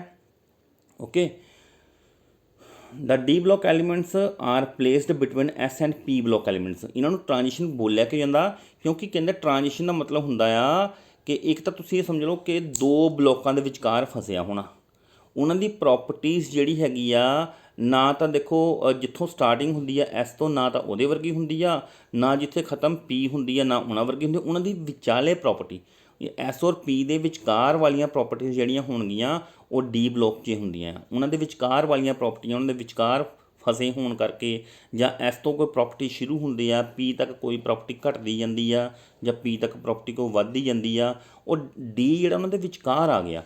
तो एस और पी दे विचकार वाले एलीमेंट्स जिहड़े हैगे आ इंबैंडड फसे हुए एलीमेंट्स, इन्हां नूं असी इस करके ट्रांजिशन एलीमेंट्स बोल दिंदे आ। How many elements are present in each transition series. तो हर पहला ट्रांजिशन सीरीज़ पहला हुंदी की है। ट्रांजिशन सीरीज़ का मतलब है जदों डी ब्लॉक के एलीमेंट, देखो पहली लाइन मैं तुहानूं कहा 2 एलीमेंट होंदे, दूजी लाइन जिहड़ा पीरियड है उहदे विच 8 एलीमेंट होंदे, तीजी लाइन च भी 8 एलीमेंट होंदे। अगे उस तो बाद देखो ਜਿਹੜੇ ਨਾ ਜਦੋਂ ਡੀ ਬਲੋਕ ਵਾਲੇ ਐਲੀਮੈਂਟ ਆਉਣੇ ਸ਼ੁਰੂ ਹੋ ਗਏ, ਜਦੋਂ ਡੀ ਬਲੋਕ ਵਾਲੇ ਐਲੀਮੈਂਟ ਆਉਣੇ ਸ਼ੁਰੂ ਹੋ ਗਏ ਤਾਂ ਉਸ ਵੇਲੇ ਉਹ ਟ੍ਰਾਂਜੀਸ਼ਨ ਐਲੀਮੈਂਟਸ ਵੀ ਉਹ ਵੇਲੇ 18 ਐਲੀਮੈਂਟ ਬਣ ਜਾਣਗੇ। ਤਾਂ ਇਸ ਤਰੀਕੇ ਨਾਲ ਅਜਿਹੀਆਂ 3 ਸੀਰੀਜ਼ ਹੈ ਜਿਨ੍ਹਾਂ ਵਿੱਚ ਡੀ ਔਰਬਿਟਲ ਆਉਂਦਾ ਹੈ 3D 4D 5D, ਅਤੇ ਇਹਨਾਂ ਨੂੰ ਅਸੀਂ ਟ੍ਰਾਂਜੀਸ਼ਨ ਸੀਰੀਜ਼ ਬੋਲਦੇ ਹਾਂ। Each transition series has 10 element. ਹਰ ਟ੍ਰਾਂਜੀਸ਼ਨ ਸੀਰੀਜ਼ ਕਿਉਂਕਿ ਡੀ ਔਰਬਿਟਲ ਦੇ ਅੰਦਰ, ਡੀ ਬਲੋਕ ਦੇ ਅੰਦਰ ਐਲੀਮੈਂਟਸ ਦੀ ਜਿਹੜੀ ਲਾਈਨ ਹੈ ਨਾ ਉਹ 10 ਹੀ ਐਲੀਮੈਂਟ ਹੁੰਦੇ ਆ। ਜਿਵੇਂ ਪੀ 'ਚ 6 ਹੁੰਦੇ ਆ, ਐਸ 'ਚ 2 ਹੁੰਦੇ ਆ, ਡੀ 'ਚ 10 ਐਲੀਮੈਂਟ ਹੁੰਦੇ ਆ, ਅਤੇ ਡੀ 'ਚ 10 ਐਲੀਮੈਂਟ 3D 4D 5D ਇਹ ਅਜਿਹੀਆਂ ਸੀਰੀਜ਼ ਹੈ ਜਿਨ੍ਹਾਂ ਵਿੱਚ 10 10 ਅਤੇ 10 ਐਲੀਮੈਂਟ ਹੋਣਗੇ। ਉਸ ਤੋਂ ਬਾਅਦ ਇੱਕ ਲਾਈਨ ਅਜਿਹੀ ਵੀ ਆਏਗੀ ਬੇਟਾ ਵਿੱਚ ਜਿੱਥੇ ਜਾ ਕੇ 14 ਐਲੀਮੈਂਟ ਹੋਰ ਪਲੱਸ ਹੋ ਜਾਣਗੇ, ਜਦੋਂ 32 ਐਲੀਮੈਂਟ ਆ ਜਾਂਦੇ ਆ। ਉਸ ਤੋਂ ਉੱਪਰ ਦੀ ਜਿਹੜੀਆਂ ਲਾਈਨਾਂ ਹੈ 3D 4D ਐਂਡ 5D ਆ। ਜਦੋਂ 6D ਔਰ 7D ਤੱਕ ਪਹੁੰਚਾਂਗੇ ਤਦੋਂ ਐਲੀਮੈਂਟ ਦੀ ਗਿਣਤੀ 10 ਨਹੀਂ ਰਹੇਗੀ, ਫਿਰ ਹੋਰ ਵੱਧ ਜਾਏਗੀ। ਤਾਂ ਉਹਨਾਂ ਨੂੰ ਅਸੀਂ ਜਿਹੜੇ ਟ੍ਰਾਂਜੀਸ਼ਨ ਸੀਰੀਜ਼ ਆ ਪਰ ਆਹੀ ਇਹਨਾਂ ਨੂੰ ਹੀ ਕਹਿਣਾ ਆ 3D 4D ਐਂਡ 5D ਨੂੰ ਅਸੀਂ ਟ੍ਰਾਂਜੀਸ਼ਨ ਸੀਰੀਜ਼ ਬੋਲਣਾ ਆ। ਅਤੇ ਹਰ ਟ੍ਰਾਂਜੀਸ਼ਨ ਸੀਰੀਜ਼ ਦੇ ਅੰਦਰ 10 ਐਲੀਮੈਂਟ ਹੋਣਗੇ। How many groups are there in D block element. D block 'ਚ ਗਰੁੱਪ ਕਿੰਨੇ ਹੋਣਗੇ? ਗਰੁੱਪ ਹੁੰਦੇ ਖੜਵੀਆਂ ਲਾਈਨਾਂ, ਅਤੇ ਇੱਕ ਲਾਈਨ ਦੇ ਵਿੱਚ ਸਾਡੇ ਕੋਲ 10 ਐਲੀਮੈਂਟ ਡੀ 'ਚ ਆ ਰਹੇ ਆ, ਅਤੇ ਉਹਨਾਂ ਦੇ ਥੱਲੇ 10 ਦੀਆਂ ਲਾਈਨਾਂ ਹੀ ਹੋਣਗੀਆਂ ਨਾ, ਤਾਂ 10 ਗਰੁੱਪ ਹੁੰਦੇ ਆ ਜੀ। ਡੀ ਬਲੋਕ 'ਚ 10 ਗਰੁੱਪ ਹੁੰਦੇ ਆ। ਇਹਨਾਂ ਦੇ ਕਰੈਕਟਰ ਦੇਖੇ ਜਾਣ ਤਾਂ ਇਹ ਸਾਰੇ ਮੈਟਲ ਨੇ। ਇਹਨਾਂ ਦਾ ਮੈਲਟਿੰਗ ਅਤੇ ਬੋਇਲਿੰਗ ਪੁਆਇੰਟ ਹਾਈ ਆ, ਬਹੁਤ ਜ਼ਿਆਦਾ ਟਾਈਮ ਲਗਾ ਕੇ ਇਹਨਾਂ ਨੂੰ ਉਬਾਲਿਆ ਜਾ ਸਕਦਾ ਆ। ਦੇ ਫੋਰਮ ਕਲਰਡ ਆਇਨ, ਇਹਨਾਂ ਦੇ ਨਾਲ ਕਲਰਫੁੱਲ, ਠੀਕ ਹੈ ਨਾ, ਹਰੇ ਨੀਲੇ ਪੀਲੇ ਆਇਨ ਜਿਹੜੇ ਆ ਨਾ ਉਹ ਕਲਰਫੁੱਲ ਬਣਨਗੇ। ਓਕੇ, ਵੇਰੀਏਬਲ ਆਕਸੀਡੇਸ਼ਨ ਸਟੇਟ ਹੋਏਗੀ। तो most transition element such as manganese, nickel, ferrous, cobalt, chromium, platinum etcetera are used as catalyst. यानी कि ट्रांजिशन एलीमेंट्स दे या डी ब्लॉक एलीमेंट्स के अंदर कुछ अजिहे एलीमेंट्स आ जिन्होंने असी कैटालिस्ट की तरह भी यूज़ करते हैं। पी ब्लॉक च कैटालिस्ट नहीं मिलणगे, एस ब्लॉक च कैटालिस्ट नहीं मिलणगे, डी ब्लॉक च सानू कैटालिस्ट भी मिलणगे। कैटालिस्ट की हुंदे आ? अजिहे एलीमेंट जिहड़े कुछ रिएक्शन नूं फास्ट करन लई वरते जांदे आ।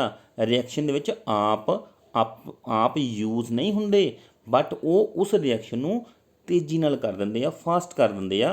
ते वो जिहड़ी रिएक्शन नूं फास्ट करन वाले एलीमेंट ने उन्हां नूं असीं कैटालिस्ट बोल दिंदे आ। Their compounds are generally paramagnetic in nature. इन्हां दा नेचर जिहड़ा ना पैरामैगनैटिक है, ठीक है ना, magnetic properties. What R F block elements? जिन्हां दे बाहरी जिन्हां दा लास्ट इलैक्ट्रॉन एफ ब्लॉक च जाएगा वो एफ ब्लॉक एलीमेंट्स है। जनरल इलैक्ट्रॉनिक कन्फिगरेशन हर एक दे नाल मैच करके देखो। जिहड़ी डी सी N-1 तो शुरू हुई सी, ये N-2 तो शुरू होएगी। N-2 F1 to 14, N-1 D च सिर्फ 0 और 1 NS2। और इस दे बारे मैं तुहानूं पहलां भी कह चुका। आपां इलैक्ट्रॉनिक कन्फिगरेशन एक लैक्चर जिहड़ा हैगा डिवेलप करके तुहानूं सेंड करांगा, जिस च तुहाडी इलैक्ट्रॉनिक कन्फिगरेशन की सारी प्रॉब्लम जिहड़ी सॉल्व हो जाएगी। दैन नैक्सट है general characteristics of F block elements. किहड़े किहड़े करैक्टरिस्टिक्स है? They all are metals, high melting and boiling point, variable oxidation state, और actinide elements are radioactive in nature. Okay, तो बेटे वैसा है कि आपां वैसे ना एस ब्लॉक और पी ब्लॉक तुहाडे सिलेबस के अंदर आ। जिहड़ा डी ब्लॉक और एफ ब्लॉक है इहदी तो सिर्फ थोड़ी सी जनरल नॉलेज के क्वेश्चन सानूं चाहिए आ भी हुंदे की आ, थोड़ा जिहा काम चाहिए। मेन जिहड़ी तुहाडी सारी थ्योरी +1 च है वो असीं करनी है S block and P block की, ठीक है जी। How elements are classified on the basis of properties. How elements are classified on the basis of properties. Elements नूं असीं यानी कि प्रॉपर्टी के आधार पर किन्ने भागां च वंड सकते हैं? मैटल, नॉन मैटल एंड मैटलाइड, ठीक है ना। मैटल हो सकते आ, कोई भी एलीमेंट मैटल हो सकता है, नॉन मैटल हो सकता है, जां अजिहा एलीमेंट हो सकता जिहदे विच मैटल नॉन मैटल की इकट्ठी प्रॉपर्टी होवे, मैटल भी होवे नॉन मैटल भी होवे, ਜਾਂ ਇੱਦਾਂ ਕਹੋ ਨਾ ਉਹ ਮੈਟਲ ਹੋਵੇ ਨਾ ਉਹ ਨੋਨ ਮੈਟਲ ਹੋਵੇ। ਅਜਿਹੇ ਐਲੀਮੈਂਟ ਨੂੰ ਅਸੀਂ ਮੈਟਲਾਈਡ ਬੋਲਦੇ ਹਾਂ। ਤਾਂ ਸਾਨੂੰ ਇਹ ਕਿੱਥੇ ਮਿਲਣਗੇ? ਪੀ ਬਲੋਕ 'ਚ ਅਜਿਹੇ ਐਲੀਮੈਂਟ ਮਿਲਣਗੇ ਜਿੱਥੇ ਮੈਟਲ ਵੀ ਹੋਣਗੇ, ਨੋਨ ਮੈਟਲ ਵੀ ਹੋਣਗੇ, ਅਤੇ ਅਜਿਹੇ ਐਲੀਮੈਂਟਸ ਵੀ ਹੋਣਗੇ ਜਿਹੜੇ ਮੈਟਲਾਈਡ ਹੋਣਗੇ, ਜਿਨ੍ਹਾਂ ਦੀ ਪ੍ਰੋਪਰਟੀ ਮੈਟਲ ਵਰਗੀ ਵੀ ਹੈ ਔਰ ਨੋਨ ਮੈਟਲ ਵਰਗੀ ਵੀ ਹੈ। ਇਹ ਸਾਨੂੰ ਪੀ ਬਲੋਕ 'ਚ ਹੀ ਮਿਲਣਗੇ। Give general characteristics of metal, metal ਦੇ ਜਨਰਲ ਕਰੈਕਟਰਿਸਟਿਕਸ ਦੱਸੋ। ਤਾਂ ਮੈਟਲ ਬਾਰੇ ਅਸੀਂ 10ਵੀਂ 'ਚ ਵੀ ਪੜ੍ਹਿਆ ਹੈ ਕਿ ਇਹਨਾਂ ਦਾ ਜੀ ਚਮਕੀਲੀ ਸਤ੍ਹਾ ਹੁੰਦੀ ਆ, ਟਨਕਾਨ 'ਤੇ ਬੜੀ ਸੋਹਣੀ ਆਵਾਜ਼ ਆਉਂਦੀ ਆ, ਇਹਨਾਂ 'ਚੋਂ ਕਰੰਟ ਨਿਕਲ ਜਾਂਦਾ ਆ, ਤਾਪਮਾਨ ਨਿਕਲ ਜਾਂਦਾ ਆ, ਠੀਕ ਹੈ ਨਾ। ਤੋ ਇਹਨਾਂ ਨੂੰ ਪੋਲਿਸ਼ ਕਰਨ 'ਤੇ ਇਹ ਲਿਸ਼ਕ ਜਾਂਦੇ ਆ, ਇਹਨਾਂ ਦੀ ਸਤ੍ਹਾ ਜਿਹੜੀ ਚਮਕੀਲੀ ਸਾਨੂੰ ਦਿਖਾਈ ਦਿੰਦੀ ਆ। ਇਹਨਾਂ ਨੂੰ ਖਿੱਚ ਕੇ ਅਸੀਂ ਤਾਰਾਂ ਬਣਾ ਸਕਦੇ ਹਾਂ, ਕੁੱਟ ਕੇ ਚਾਦਰਾਂ ਬਣਾ ਸਕਦੇ ਹਾਂ, ਠੀਕ ਹੈ ਨਾ। ਮੈਲੇਬਲ, ਡਕਟਾਈਲ, ਮੈਲੇਬਲ ਡਕਟਾਈਲ ਦਾ ਮਤਲਬ ਇਹੀ ਹੈ। ਮੈਲੇਬਲ ਦਾ ਮਤਲਬ ਹੁੰਦਾ ਕਿ ਇਹਨੂੰ ਖਿੱਚ ਕੇ ਤਾਰਾਂ ਬਣਾ ਸਕਣਾ, ਡਕਟਾਈਲ ਮਤਲਬ ਕੁੱਟ ਕੇ ਚਾਦਰਾਂ ਬਣਾ ਦੇਣੀਆਂ, ਠੀਕ ਹੈ ਨਾ। ਦੇਖੋ ਅਲਮੀਨੀਅਮ ਰੈਪਰ ਜਿਹੜੇ ਬਣੇ ਆ, ਕੁੱਟ ਕੇ ਇੰਨਾ ਜ਼ਿਆਦਾ ਪਤਲਾ ਕਰ ਦਿੱਤਾ ਕਿ ਉਹਨੂੰ ਅਸੀਂ ਚਾਦਰ ਦੀ ਤਰ੍ਹਾਂ ਪਤਲਾ ਕਰ ਦਿੱਤਾ, ਠੀਕ ਹੈ ਨਾ। ਇਸ ਤਰੀਕੇ ਨਾਲ ਸੋਨੇ ਦੇ ਵਰਕ ਵੀ ਬਣਾਏ ਜਾਂਦੇ ਆ ਡਕਟਾਈਲ ਤੋਂ। ਮੈਟਲ ਜਿਹੜੇ ਹੁੰਦੇ ਆ ਬਹੁਤ ਸਾਰੇ ਮੈਲੇਬਲ ਅਤੇ ਡਕਟਾਈਲ ਵੀ ਹੁੰਦੇ ਆ, ਔਰ ਇਹ ਸਾਰੀ ਪ੍ਰੋਪਰਟੀਜ਼ ਜਨਰਲ ਹੈ। ਅਗਰ ਅਸੀਂ ਨੋਨ ਮੈਟਲ ਦੀ ਗੱਲ ਕਰੀਏ ਤਾਂ ਇਸ ਤੋਂ ਉਲਟ ਹੋ ਜਾਏਗਾ ਕਿ ਜਿਹੜੇ ਨੋਨ ਮੈਟਲ ਹੈ ਉਹ ਮੈਲੇਬਲ ਨਹੀਂ ਹੁੰਦੇ, ਡਕਟਾਈਲ ਨਹੀਂ ਹੁੰਦੇ, ਉਹਨਾਂ 'ਚੋਂ ਇਲੈਕਟ੍ਰੀਸਿਟੀ ਨਹੀਂ ਨਿਕਲਦੀ, ਉਹਨਾਂ ਦਾ ਮੈਲਟਿੰਗ ਬੋਇਲਿੰਗ ਪੁਆਇੰਟ ਹਾਈ ਨਹੀਂ ਹੁੰਦਾ, ਠੀਕ ਹੈ ਨਾ। ਉਹ ਜ਼ਿਆਦਾ ਸੋਲਿਡ ਨਹੀਂ ਹੁੰਦੇ, ਕਠੋਰ ਨਹੀਂ ਹੁੰਦੇ, ਉਹਨਾਂ 'ਚ ਸਟਰੈਂਥ ਨਹੀਂ ਹੁੰਦੀ, ਪਾਵਰ ਨਹੀਂ ਹੁੰਦੀ, ਉਹ ਨੋਨ ਮੈਟਲ ਰਹਿਣਗੇ ਸਾਰੇ, ਠੀਕ ਹੈ ਨਾ। ਮੈਟਲ ਔਰ ਨੋਨ ਮੈਟਲ ਦੀ ਜਨਰਲ ਸੀ ਪ੍ਰੋਪਰਟੀ ਹੈ, 10th ਕਲਾਸ ਦੇ ਅੰਦਰ ਵੀ ਤੁਸੀਂ ਪੜ੍ਹੀ ਹੈ। ਦੈਨ ਵਾਟ ਆਰ ਮੈਟਲਾਈਡਸ, ਮੈਟਲਾਈਡ ਦੀ ਅਸੀਂ ਪਹਿਲਾਂ ਵੀ ਪ੍ਰੋਪਰਟੀ ਗੱਲ ਕਰ ਚੁੱਕੇ ਹਾਂ। ਅਜਿਹੇ ਐਲੀਮੈਂਟ ਜਿਨ੍ਹਾਂ ਦੇ ਵਿੱਚ ਬੋਥ ਮੈਟਲ ਅਤੇ ਨੋਨ ਮੈਟਲ ਦੋਨੀ ਪ੍ਰੋਪਰਟੀਆਂ ਹੋਣਗੀਆਂ ਉਹਨਾਂ ਨੂੰ ਅਸੀਂ ਮੈਟਲਾਈਡ ਬੋਲਦੇ ਹਾਂ, ਜਿਵੇਂ ਕਿ ਸਿਲੀਕਨ, ਜਰਮੇਨੀਅਮ, ਆਰਸੈਨਿਕ, ਐਂਟੀਮਨੀ, ਠੀਕ ਹੈ ਨਾ। ਅਜਿਹੇ ਕੁਛ ਐਲੀਮੈਂਟਸ ਦੇ 2-3 ਅਸੀਂ ਯਾਦ ਰੱਖਾਂਗੇ ਜਿਨ੍ਹਾਂ ਵਿੱਚ ਮੈਟਲ ਨੋਨ ਮੈਟਲ ਦੋਨਾਂ ਦੀਆਂ ਪ੍ਰੋਪਰਟੀਜ਼ ਆ ਗਈਆਂ। 46ਵਾਂ question, in terms of period and group where would you locate the element Z114। Okay, ਤੋ ਇੱਥੇ ਕੁਛ ਅਜਿਹੇ ਕੁਐਸਚਨ 46 ਤੋਂ ਬਾਅਦ ਅਜਿਹੇ ਕੁਐਸਚਨ ਆਉਣੇ ਸ਼ੁਰੂ ਹੋ ਗਏ ਜਿਹਦੇ ਵਿੱਚ ਤੁਸੀਂ ਇਹ ਦੇਖੋਗੇ ਕਿ ਕੋਈ ਐਲੀਮੈਂਟ ਦਾ ਅਟੋਮਿਕ ਨੰਬਰ ਤੋਂ ਅਸੀਂ ਕਿਸੇ ਦਾ ਗਰੁੱਪ, ਉਹਦਾ ਪੀਰੀਅਡ, ਠੀਕ ਹੈ ਨਾ, ਉਹਦਾ ਗਰੁੱਪ ਫਾਈਂਡ ਕਰਨਾ, ਪੀਰੀਅਡ ਫਾਈਂਡ ਕਰਨਾ, ਜਾਂ ਕਹਿ ਲਓ ਉਹਦਾ ਬਲੋਕ ਫਾਈਂਡ ਕਰਨਾ। ਗਰੁੱਪ, ਪੀਰੀਅਡ ਐਂਡ ਬਲੋਕ ਬੜਾ ਇੰਟਰਸਟਿੰਗ ਟੌਪਿਕ ਆ, ਔਰ ਇਹ ਮੈਂ ਤੁਹਾਨੂੰ ਵਾਈਟ ਬੋਰਡ 'ਤੇ ਇਹਦੇ ਕੁਐਸਚਨ ਜਿਹੜੇ ਕਰਾਵਾਂਗਾ। 46 ਤੋਂ ਬਾਅਦ ਵਾਲੇ ਕੁਐਸਚਨ ਜਿਹੜੇ ਹੈਗੇ ਆ ਬੇਟਾ ਮੈਂ ਤੁਹਾਨੂੰ ਵਾਈਟ ਬੋਰਡ 'ਤੇ ਇਹ ਕੁਛ ਕੁਐਸਚਨ ਜਿਹੜੇ ਹੈਗੇ ਆ ਸਮਝਾਵਾਂਗਾ। ਅਤੇ ਫਿਲਹਾਲ ਜਿੰਨਾ ਮੈਂ ਤੁਹਾਨੂੰ ਹੁਣ ਕੀਤਾ ਇੰਨਾ ਸਾਰਾ ਤੁਸੀਂ ਜਿਹੜਾ ਹੈਗਾ ਥਰੈਟੀਕਲੀ ਮੇਰੇ ਵੱਲੋਂ ਪੜ੍ਹਾਇਆ ਜਾ ਸਕਦਾ ਸੀ, ਔਰ ਤੁਸੀਂ ਪੜ੍ਹਿਆ। ਔਰ ਨੈਕਸਟ ਕੁਐਸਚਨ ਕੁਛ ਰੀਜਨਿੰਗ ਕੁਐਸਚਨ ਹੈ, ਮੈਂ ਤੁਹਾਨੂੰ ਵਾਈਟ ਬੋਰਡ 'ਤੇ ਇਹ ਕਰਵਾ ਦਿੰਦਾ। ਅਤੇ ਨਾਲ ਹੀ ਮੈਂ ਆਪਣਾ ਟੌਪਿਕ ਜਿਹੜਾ ਤੁਹਾਨੂੰ ਕਿਹਾ ਕਿ ਇਲੈਕਟ੍ਰੋਨਿਕ ਕਨਫਿਗਰੇਸ਼ਨ ਉਹ ਵੀ ਕਰਵਾ ਦਾਂਗਾ। ਔਰ ਲਾਸਟ 'ਤੇ ਇਸ ਦੇ ਕੁਛ ਆਬਜੈਕਟਿਵ ਕੁਐਸਚਨ ਹੈਗੇ ਆ 25-26, ਔਰ ਇਹ ਰੱਖੇ ਹੋਏ ਆ। ਮੇਰੇ ਪੜ੍ਹਾਉਣ ਤੋਂ ਬਾਅਦ ਤੁਸੀਂ ਇਹਨਾਂ ਨੂੰ ਕਰਨ ਦੀ ਕੋਸ਼ਿਸ਼ ਕਰਨਾ, ਬੜੇ ਆਰਾਮ ਨਾਲ ਤੁਸੀਂ ਕਰ ਲੋਗੇ। ਅਤੇ ਫਿਲਹਾਲ ਵੈਸੇ 46 ਤੋਂ ਬਾਅਦ ਇੱਕ ਵਾਰੀ ਵਾਈਟ ਬੋਰਡ ਦਾ ਲੈਕਚਰ ਲਗਾਉਣ ਤੋਂ ਬਾਅਦ 46 ਤੋਂ ਲੈ ਕੇ ਮਲਟੀਪਲ ਚੁਆਇਸ ਕੁਐਸਚਨ ਤੱਕ ਮੈਂ ਨੈਕਸਟ ਵੀਡੀਓ ਵੀ ਤੁਹਾਡੇ ਨਾਲ ਸ਼ੇਅਰ ਕਰਾਂਗਾ। ਇਹ ਵੀਡੀਓ ਲਗਭਗ 1 ਘੰਟੇ ਦਾ ਹੋ ਗਿਆ, ਸੈਂਡਿੰਗ ਪ੍ਰੋਬਲਮ ਆ ਜਾਏਗੀ। ਫਿਲਹਾਲ ਮੈਂ ਇਹਨੂੰ ਇੱਥੇ ਰੋਕ ਦਿੰਦਾ 57 ਮਿੰਟ ਦਾ। ਨੈਕਸਟ ਅਸੀਂ ਵਾਈਟ ਬੋਰਡ ਦਾ ਇੱਕ ਲੈਕਚਰ ਕਰਕੇ ਦੁਬਾਰਾ ਤੋਂ 46ਵੇਂ ਕੁਐਸਚਨ ਤੋਂ ਲਾਸਟ ਪੇਜ ਤੱਕ ਜਿਹੜਾ ਹੈਗਾ ਸਕਰੀਨ ਰਿਕਾਰਡਿੰਗ ਇੱਕ ਵਾਰੀ ਫਿਰ ਸੇ ਕਰਾਂਗਾ। ਓਕੇ, ਥੈਂਕ ਯੂ ਬੇਟਾ, ਕਰੋ ਉਸਨੂੰ।